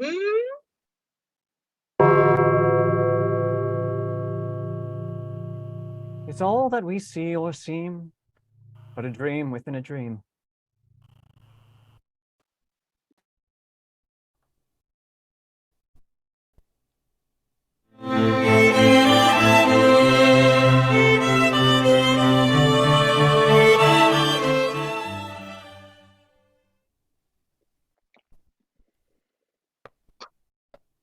Oh, 8:15. Oh man, I slept in again. Now, where was I? Oh, yes, 1905, 1906, I'm guessing. I was sweet 16. My mother got it into her head that my sister Madge and I should go to Paris to study music and theater. Ah, Paris. What an atmosphere of euphoria, enthusiasm, and epiphanies. It ever was. Upon arrival, the girls at school dared Madge to jump out a window, which she did without one bit of hesitation, and in turn landed smack dab in the middle of a tea table where two of the teachers were seated. They called us English girls hoydens. My arrival was not as sensational, I should say. I was quiet as a mouse. Once you've seen Paris, nothing else is as quite sensational. Oui? Mother had great aspirations that I would become an opera singer. Of course, I couldn't get over my stage fright. Funny to hear you being afraid of anything, such a woman of confidence. It's true. I had this great dream of singing the lead role in Samson and Delilah, but my girlish voice was cursed. It was cursed as a soprano. My vocal coach smugly informed me, Delilah is a mezzo part. That was it. I went back to writing Curly Tail the Pig gives a tea party for his friends. And there you have it, Agatha. Writing was your destiny. Have you not had more books published than anyone in the world? I'm still behind the Bible and Shakespeare. Goals, Miss Stein. Goals. Now, where are the others? Splendid, Virginia. Or should I say Lincoln? I knew once you had a mind to do it, you would accomplish the level 9 entry. Yes, well, I've always believed people should finish what they set their minds to do. As a matter of fact, we were just discussing our unfinished business. Assume your positions. For old time's sake. Oh, it's time to get to work. I'm guessing we're back to being invisible again? It would appear so. Ah, the poor dear. Think she will remember any of what happened here the other night? You mean your extraordinary performance as Georgette Lennox, Keeper of the Veil? Oh, I quite hope she shall pass it off as a bit of bad cheese before bed. So, I heard you have called an emergency meeting. I thought it appropriate in light of current circumstances. I would like to begin with an apology to you all. My intention was not to deceive you in any way. I merely came here to do research for an expose on the working conditions of hospitality workers. Since I've always admired Mrs. Woolf for her fierce independence, it was more fun to stay on in her image. Besides, I found the dress so freeing, really. I knew who you really were years ago, but you were such a good sport when we played our little parlor games. I never brought it up. To the matter at hand, is there nothing to be done about Poe getting the boot? I'm afraid the end has been written, so to speak. Poe has to go. I do find it completely charming that our sweet Jane and Edgar are the newest item. Don't you agree? How I do love love in the many creative forms of love. After you, my lady. Such a show of handsome behavior, sir. But I must inform you, women nowadays come and go as they please, as we are not birds in a gilded cage to be let in and out at a gentleman's will. In sooth, one of the multitude of reasons I continue to be impressed by your independent will, my love. Oh, it seems we are not alone. Hello? I've called an emergency meeting of the benevolent spirits of... Well, I did not get the memo. Come now, Edgar. There's nothing to be done. We only have so much control over the mortal world. And the grandest thing, we have found love for each other. There is great comfort to be had in that. You had a good run, Mr. Poe. Now you're free to move to the next chapter. I think that is the beauty, is it not? Writing your own ending, to solve the mystery of life and to leave no business undone. Lucy picks up the stuffed blackbird and gently places it in the Poe room box. I've always fancied the birds to represent mankind. Is it not time to fly free, free of these mortal chains? Agatha picks up a book of Edgar Allan Poe, The Ultimate Collection, and hands it to Poe. He flips through it as Gertrude picks up his quill and places it in the box. Jane adds the heart-shaped pillow. It is at last that we come to paint the next paragraph with a stroke of a brush. Shall we not meet this moment with solace, great happiness, and expectation? Surely, Edgar, as our strong affections dictate, shall we now face together our extraordinary fate?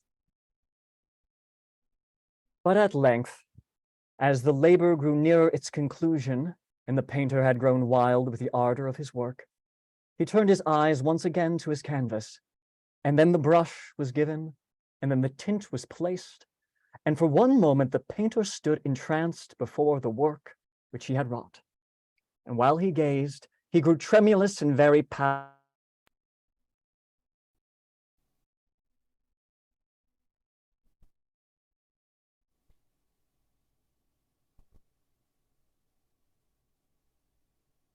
And Agatha crying with a Lucy- loud voice. This is indeed life itself. He's finished his work. Lucy wonders if she put the things in the box. Did I?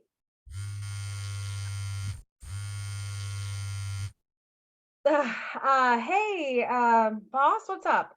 Hey, Lucy Goosey, I got some great news for you. Yeah?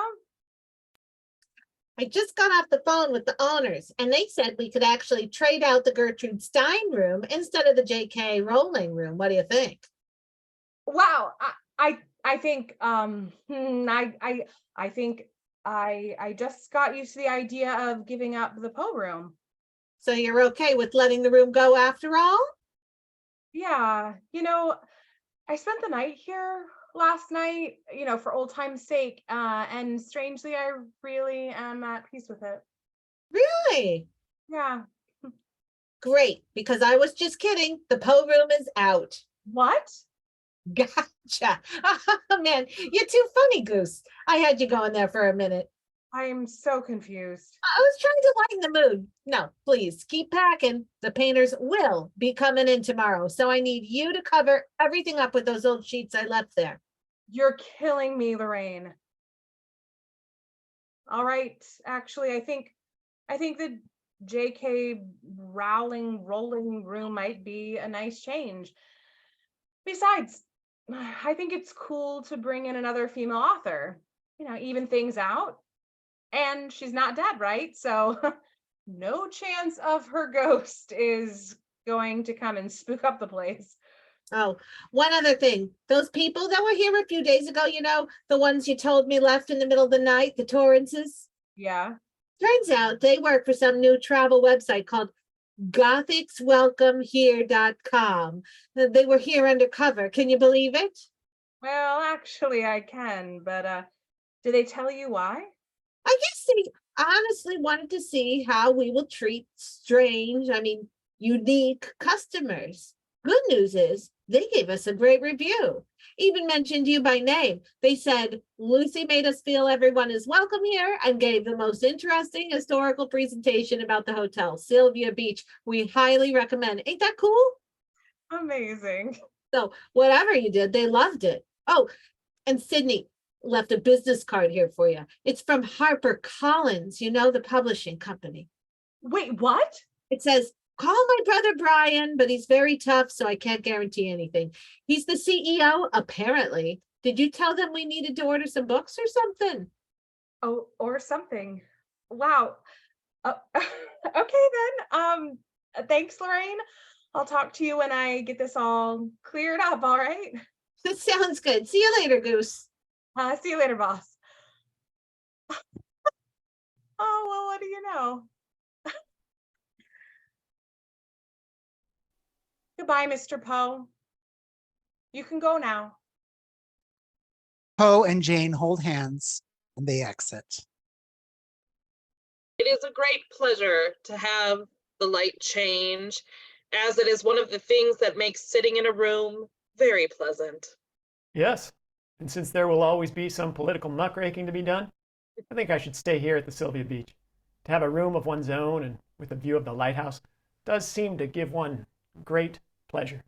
Yes, and it seems our friend Miss Lucy may need a literary muse on occasion.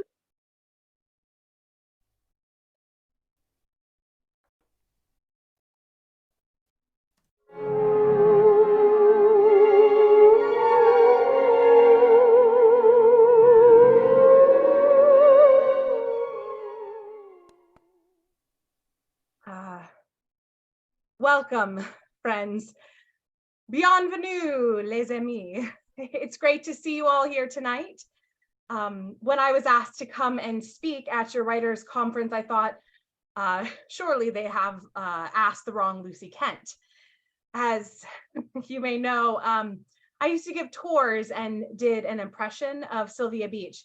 Welcome to my hotel. But I always felt like a true imposter.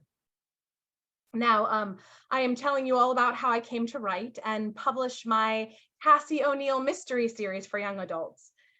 I feel like even more of an imposter than before. Isn't that the way of being an author?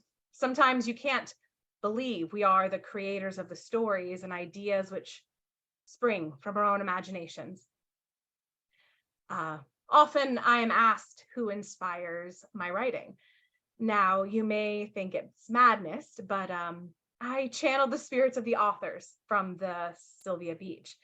Dame Agatha Christie, for her special code of mystery, Gertrude Stein for her nonsensical verbiage that somehow always makes sense, Virginia Woolf for her imagery and beautiful weaving of words, and of course, Lady Jane Austen for reminding me to keep my humor and keen observations of the world around me, and the journalist Lincoln Steffens on a quest to expose fraud and deception.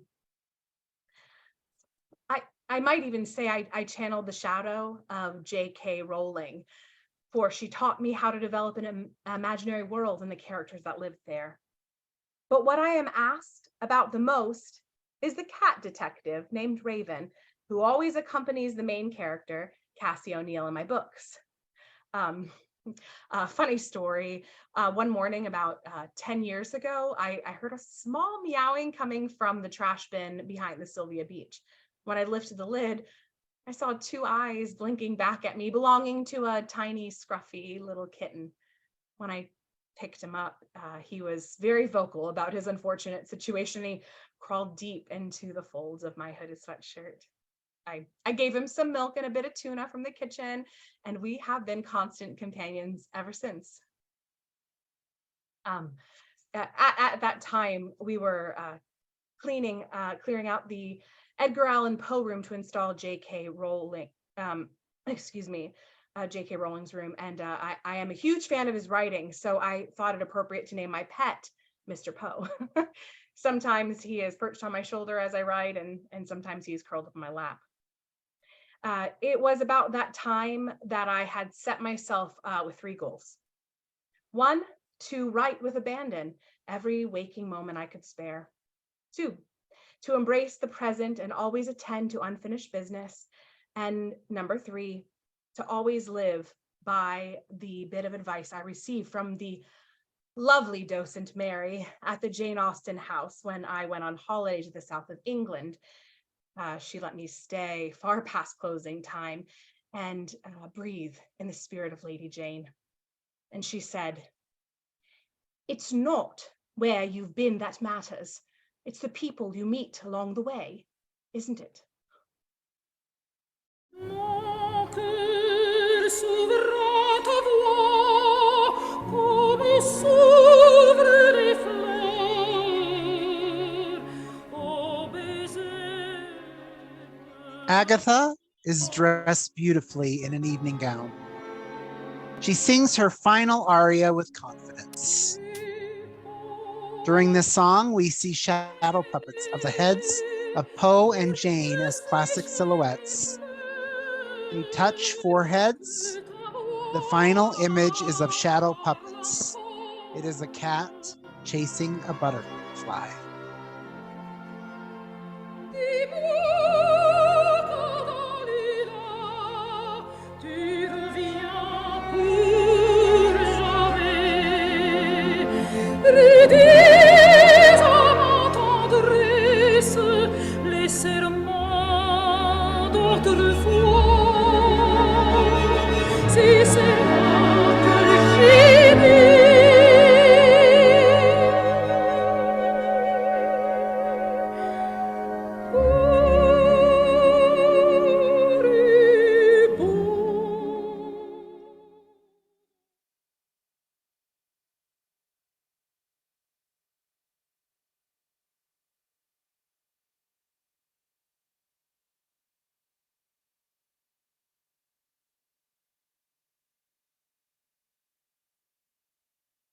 You're muted, I believe, Dave.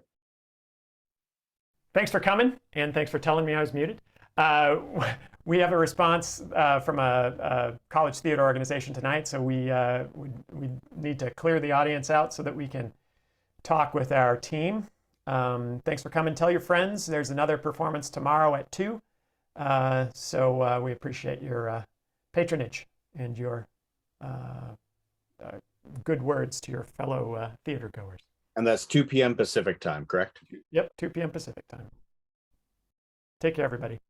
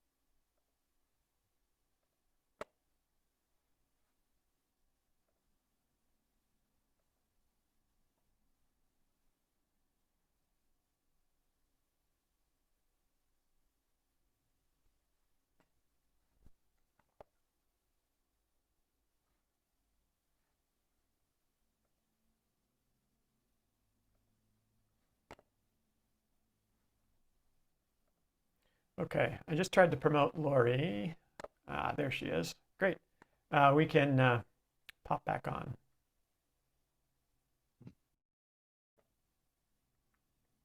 Is it Lori or Lorianne? It's both. Perfect. It really is. Whichever you prefer. I answer to both. I joke. I was a police officer in my younger days for 5 years in a university. And I joke that when people ask me whether I'm Dave or David, I say I respond to anything, including curse words. As a police officer, I could see where that might come in handy. Yep. Hi, everybody. All right. Lori, just to set some expectations, we've got a sick person and a couple of folks who are on the East Coast and have morning appointments. So people may drop out. I promise I'm pretty good at keeping it short. Thanks. I know you all have lives to get to, and we all have things that we need to do, and we need sleep. I don't know about you, but I need sleep, just like everybody else. Okay, is there anything I need to know before we start, or do you just want me to? No, just go ahead. I mean, so the team who is here, we've got our director, Jim Martin. Hi, Jim. And our playwright, Jennifer Chaney. Jennifer. And then I think all of the cast is here. Looks like so yeah. Great. Hi, everyone. So I'm Lori Ann. I'm from Sacramento City College. And Paul Yates reached out to me and asked me if I would do this. And I was thrilled, since I don't often get to see shows from other parts of our region. So I am a playwright as well. So Jennifer, I have a million questions for you that I might just send you an email. And also a wannabe novelist. So that was also a really nice little tie-in for me, because I have written 50,000 words over 10 novels, probably, right? And so all of the authors, the reading, the books, everything really was very thrilling to watch and to listen to.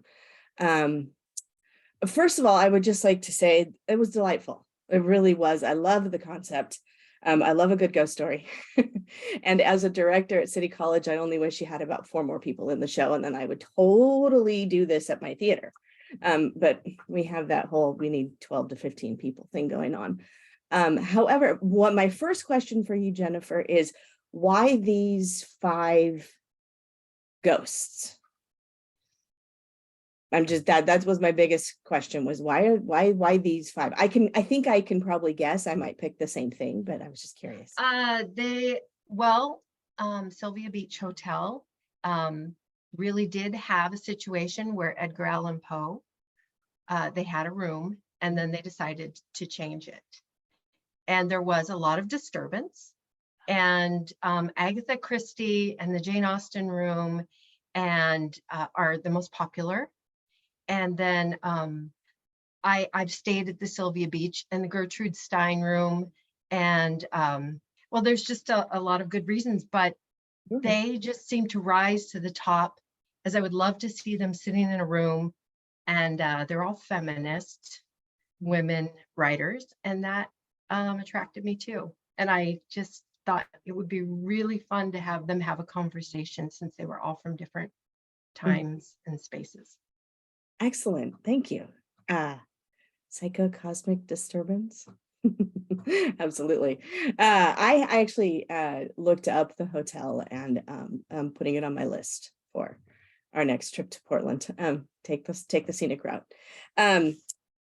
A couple of things. I think that the distinctions, the voices of the characters, Jennifer, and then also brought out really to life by the actors. So well done on the individualized voices. It's so, as a writer, I know that sometimes it's really difficult to maintain the difference between character A, character B, character C. And these are also distinct, that I imagine may have been helpful, but I really liked that it was really, really clear. Their characteristics, the way they spoke, the lines they quoted from their own work or someone else's work, it was just really clear. And then actors, fantastic job bringing them to life. really fantastic job bringing them to life. I enjoyed the character choices that you made. I don't know that I have a favorite. Jane Austen is a perennial favorite of mine. I just did my own adaptation of Beyond. I just directed my own adaptation of Persuasion, where I called it Beyond Persuasion. And so I'm very steeped in Austen right now. We just closed last weekend. Yeah, it was last weekend. And so I really, really felt that I got to know you all. These people, these characters, these authors, and in their own space, the room that was created for them, it really helped bring them to life. So that distinction was really lovely. And actors, fantastic. I know that you are from around the country and you have a really, really wonderful and deep background in theater. I did skim through your bios. I appreciate you being here for this. And I think this is a wonderful program that you do at University of Idaho, David.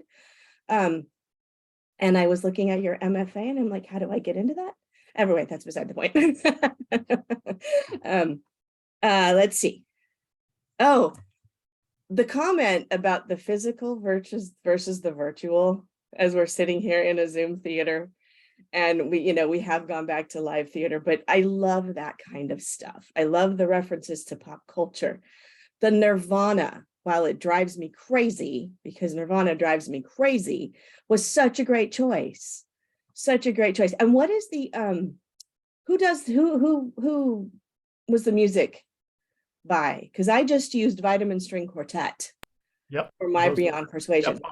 All of those string quartets were Vitamin String Quartet. They were all Vitamin String. Okay. My husband kind of suspected, he was listening in, by the way, over here. And that was one I didn't use in mine, but I kind of thought, okay, it's because it's a wonderful way to bring in the modern and the classical. So nice choice there. Thank you. Yeah. Such an interesting group. And this is for Jennifer, and then also for Aden, Eric, and Lucy. That scene when they arrive at the hotel is so wonderfully awkward. And awkward is hard to write without making it cheesy, because it's like, oh, we could just be awkward. No, that was truly one of those moments where you think, oh, I can imagine this really happening like this. So well done, Aden, Eric, and Lucy, as well as Jennifer, for writing it in a way that made me go, oh, I've been in situations like this. I feel it, I can empathize with you. The Poe recitation that Lucy and Dylan and Sidney did, right? Sidney did that with Lucy. There was a chemistry that was really created between the two of you in that moment of, we found something to connect on. And that killed the awkwardness almost immediately, and really made it like, okay, this is going to be okay as far as the guests being in the hotel. I loved the black and white versus color.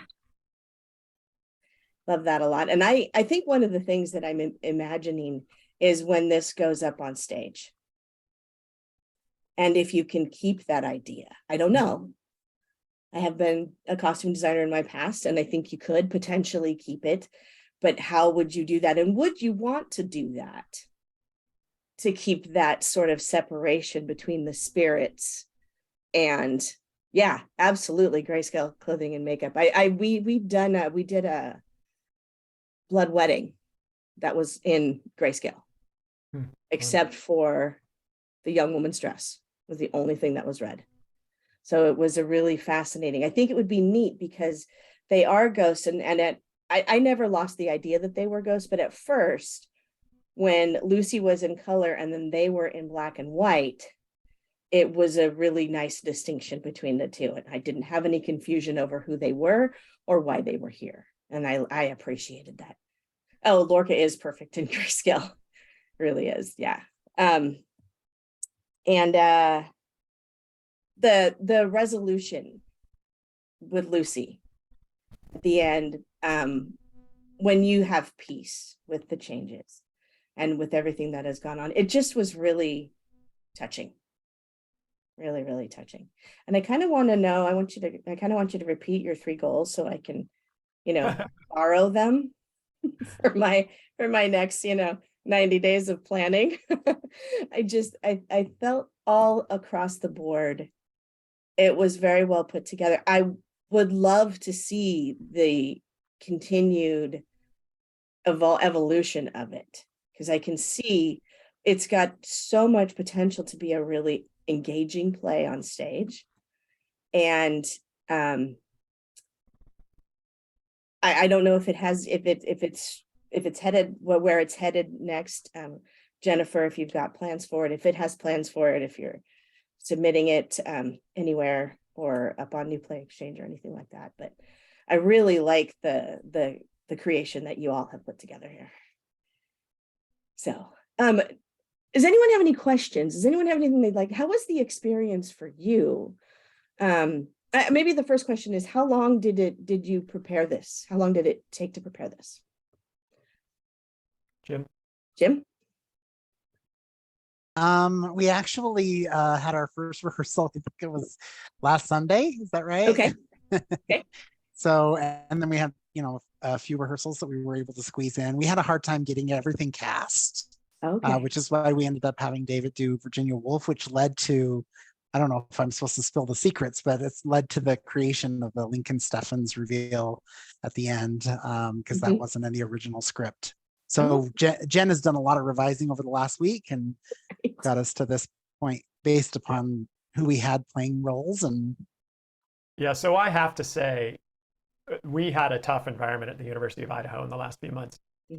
And it cascaded into a bunch of problems, and it cascaded into some production problems where we ended up asking this team to kind of pull off a miracle, and they did. And I can't tell you how much I appreciate it. Sure, I understand. So it wasn't, these are folks who are very experienced, know what they're doing. We got together and we did it. It was a lot of fun. It's a great script. And so, yeah. Excellent. Okay. Awesome. Okay. So how was the experience for those of you involved, beyond the actors mostly at this point? And no, I'm not going to call you out and ask you personally. If you want to speak, that would be great. My dream is to be Jane Austen. So this was a dream come true. Fantastic. Oh, fantastic. You were an absolutely lovely Jane.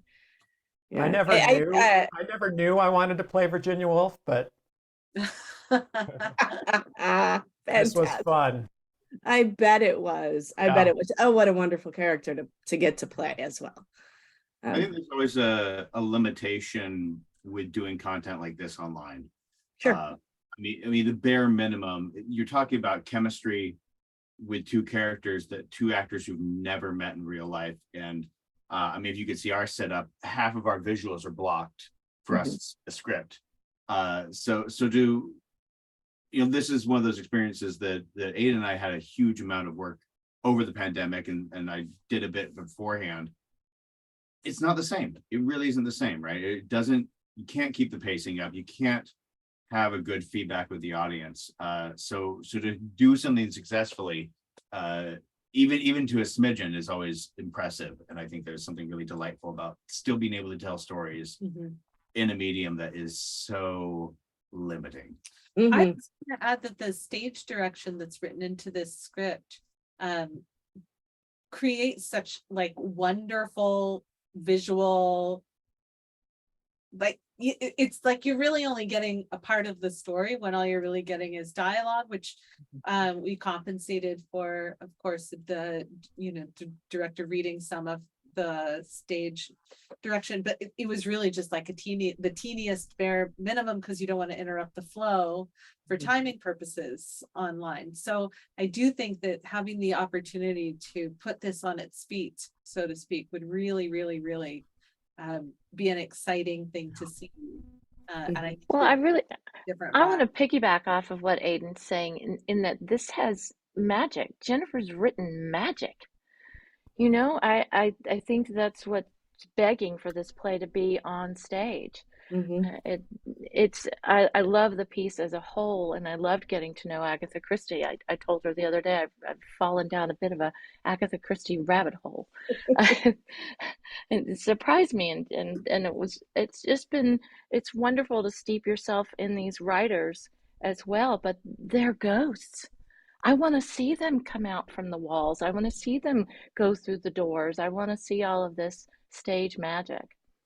What makes that interesting too is that these characters, these ghosts, what makes a good ghost story is how they interact, not just with each other, but really the environment and the people around it. So having that response, having that ability to respond, I mean, I'd say, according to Jennifer, most of my interaction is physical, as far as the character building goes. So it's one of those, like, I'm sitting here on the floor, to be clear, and going through what it is and putting a hand up every once in a while.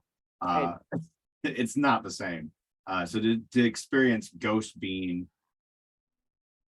specters, being poltergeists of an essence, I think is needed to really flesh this thing out. Yeah, right. To have Edgar Allan Poe actually come and whisper in Dylan's ear. Right. And how, as an actor, you get to respond to that, right? Absolutely. And what I get to respond to. I want to know what the theater games as ghosts are. I want to take those into my classroom. I might invent some. Yeah, we may have a couple actually that might work really well with that. Ooh, shoot them to me, seriously. I'm hoping that Jennifer someday soon gets to hear the audience response. It's the other kind of downside to the Zoom performance, is that we don't get that like live interaction. I want to hear people gasp. I know people were laughing hysterically in their own homes at some of the antics that were going on, and I think that's the hardest thing about a Zoom performance. I don't know if there was a chat running, if that was even an option in the performance side of the webinar, but someday, Jen, I think you deserve to hear all of the emotional response that I know the audience is going through in all of this. Yeah, and we all have suspicions of what's funny, but what we don't know are those moments where, and we're all familiar with this, right? Where something lands with an audience that we weren't expecting it to. Right. That Jen wasn't expecting it to. And those are the things we don't get in this. One of the things that we don't get. I definitely laughed out loud. I smiled and chuckled a lot. And I think the one thing, we did Zoom theater just like this during the pandemic, and it is both impossible and brilliant, right? It's probably the most frustrating thing we've ever done, and we're glad to not have to do it anymore as a way of doing theater. But congratulations for doing it. I think this was really well done, both as theater and as Zoom theater. And I think the one thing I would look forward to most on stage is the environment that's created. You know, the scenic and the lighting, because lighting brings out that magic that you were talking about. Agatha, I don't know your person. Beth, it's okay. Beth, you can call me Agatha. You were talking about the it. magic that she's created with the words and the action that's happening, and then to add to that those scenic and lighting design elements to bring that really forward. It seems to me that's the next needed step, because there is this sort of sparkly magic that was happening here.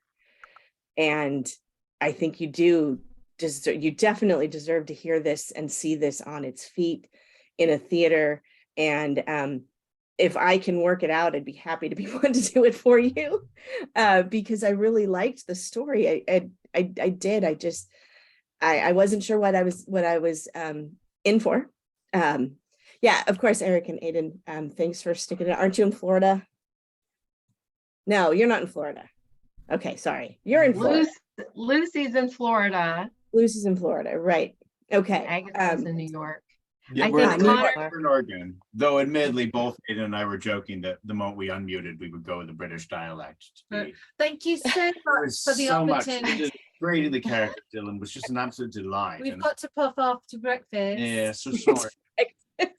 Really appreciate though. Honestly, it was a blast. It was really a lovely time. Oh, Dylan. Lovely, talented people. Oh, so amazing. And to be an American, oh. Yeah. Well, we haven't had dinner. We're gonna go. Yeah. Well, thank you, Aden and Eric, for being in the same space. The makeout scene was a bit much, but you know, it's okay. I know. Wait, did you say do more? Do more. I heard do more. with more dark lipstick all over our faces. I want more unicorn snot. Look, if the writer wants something specific, they better write very specifically in their stage descriptions. Otherwise, believe it is our choice. Passionate is what I know. I wrote passionate kiss. Thank you. Thank you both. You guys. Is there anything else anyone would like to share about this experience? And because I've shared with you what I have thought. Again, I think, Jennifer, this has a lot of great forward momentum and a lot of and potential, in the sense that I look forward to seeing where it goes, you know, in that. Yeah, I just I found the last part of it, I was just like, okay, this is the part I wanted to rewrite the most, and I didn't give it as much attention. But I also was feeling like some just settling in to after all the chaos and then kind of concluding everybody's story. It definitely needs tightening at the end, but Karissa did such a wonderful job with Lucy. At the end, I wanted to hear, and I imagined her standing up there telling the story. And I got a text during it. It said, "Who's playing Edgar Allan Poe? He's great." I was like, "Oh, that's my nephew." Anyway, so it was just such a great journey with all of these folks. Do you know who Lincoln Steffens is at all? Did you, Lori, did you wonder, like, who is Lincoln Steffens? I did wonder. Okay, because we did throw that twist in at the last minute, and he was an investigative reporter who exposed a lot of corruption. And I thought about putting some, I don't know if that worked at all. And so that's obviously, but it worked for this show. And I appreciate David's interpretation. So it is what it is. And yeah, I liked that little twist. I think, if I may, it doesn't take, I think, a lot to add just a touch of what it, but because you did explain it a little bit, that you came here to investigate something, but I missed, because I probably was reading the program at that moment, what your name was. I had heard it earlier, but I didn't realize that that's what had happened. But that was more than likely my distraction and not a fault of the script. But just maybe a little more to tie that in together. Okay, thank you. But I don't think it would take much, because it was a fascinating change. And I hope you keep it. Well, it's a really cool change for our current political environment. Yeah, absolutely. Yeah. And I think that the focus on the J.K. Rowling is an interesting one. And I know that this happened at the hotel, and that was the change that they made. And it probably was an interesting change for them. And it's interesting to look at it from a 2023 set of glasses as well. Mm-hmm. We all know, but I believe we all know what's going on there with that name. Right. And so it's an interesting story to tell. You know, and I actually really like the debate about how it's pronounced, because I still don't know. You know, Lori, I'm bumping up against my regulation time limit with my. Hey, no worries. I have said what I needed to say. Does anyone loaded? Yes, that's a good way to put that. Does anyone have anything else they'd like to share real quick before we're done? I just want to say I love that Agatha Christie knew it all along. That there was, of course, she knew that he was really Lincoln Steffens, and she just let him play along. Exactly. I did too. I think that's brilliant. I think that's brilliant on Jennifer's part, because Agatha always knows the person. She knows who the culprit is, as it were. Yeah, she always knows. I like that a lot about that, and I love Agatha Christie.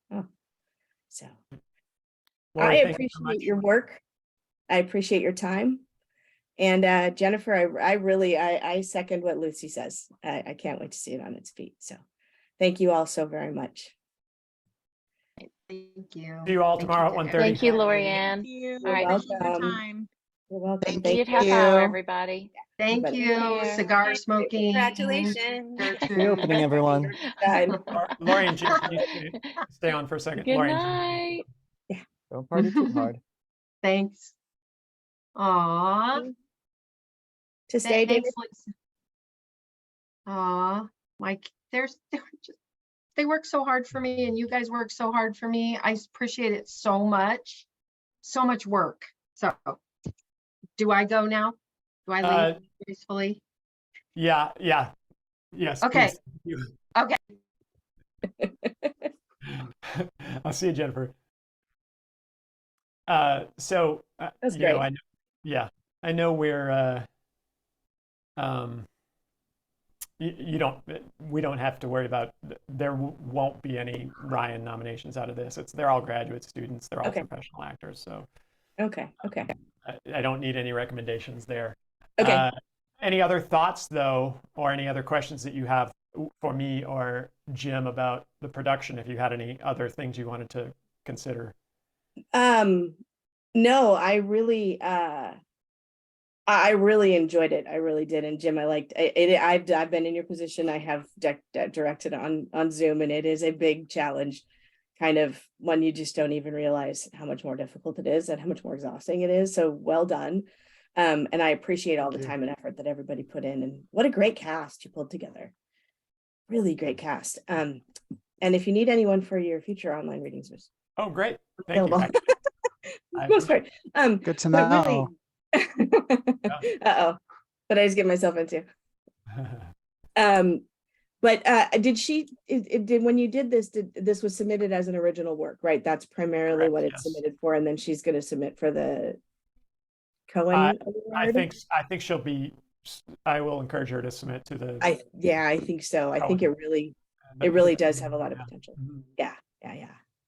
No, I'm good unless there's anything All you'd right, like. good. with me, Thank you. really. I really appreciate it. Oh, sure. Absolutely. Thank you so much. It was nice to meet you. Nice to meet you too. Thank you. All right, take care. Bye. Right. Good night. Good Night. job. Thanks. Yeah, I think. All right. See you tomorrow. Yeah, see you tomorrow. Okay. Take care, Take David. care.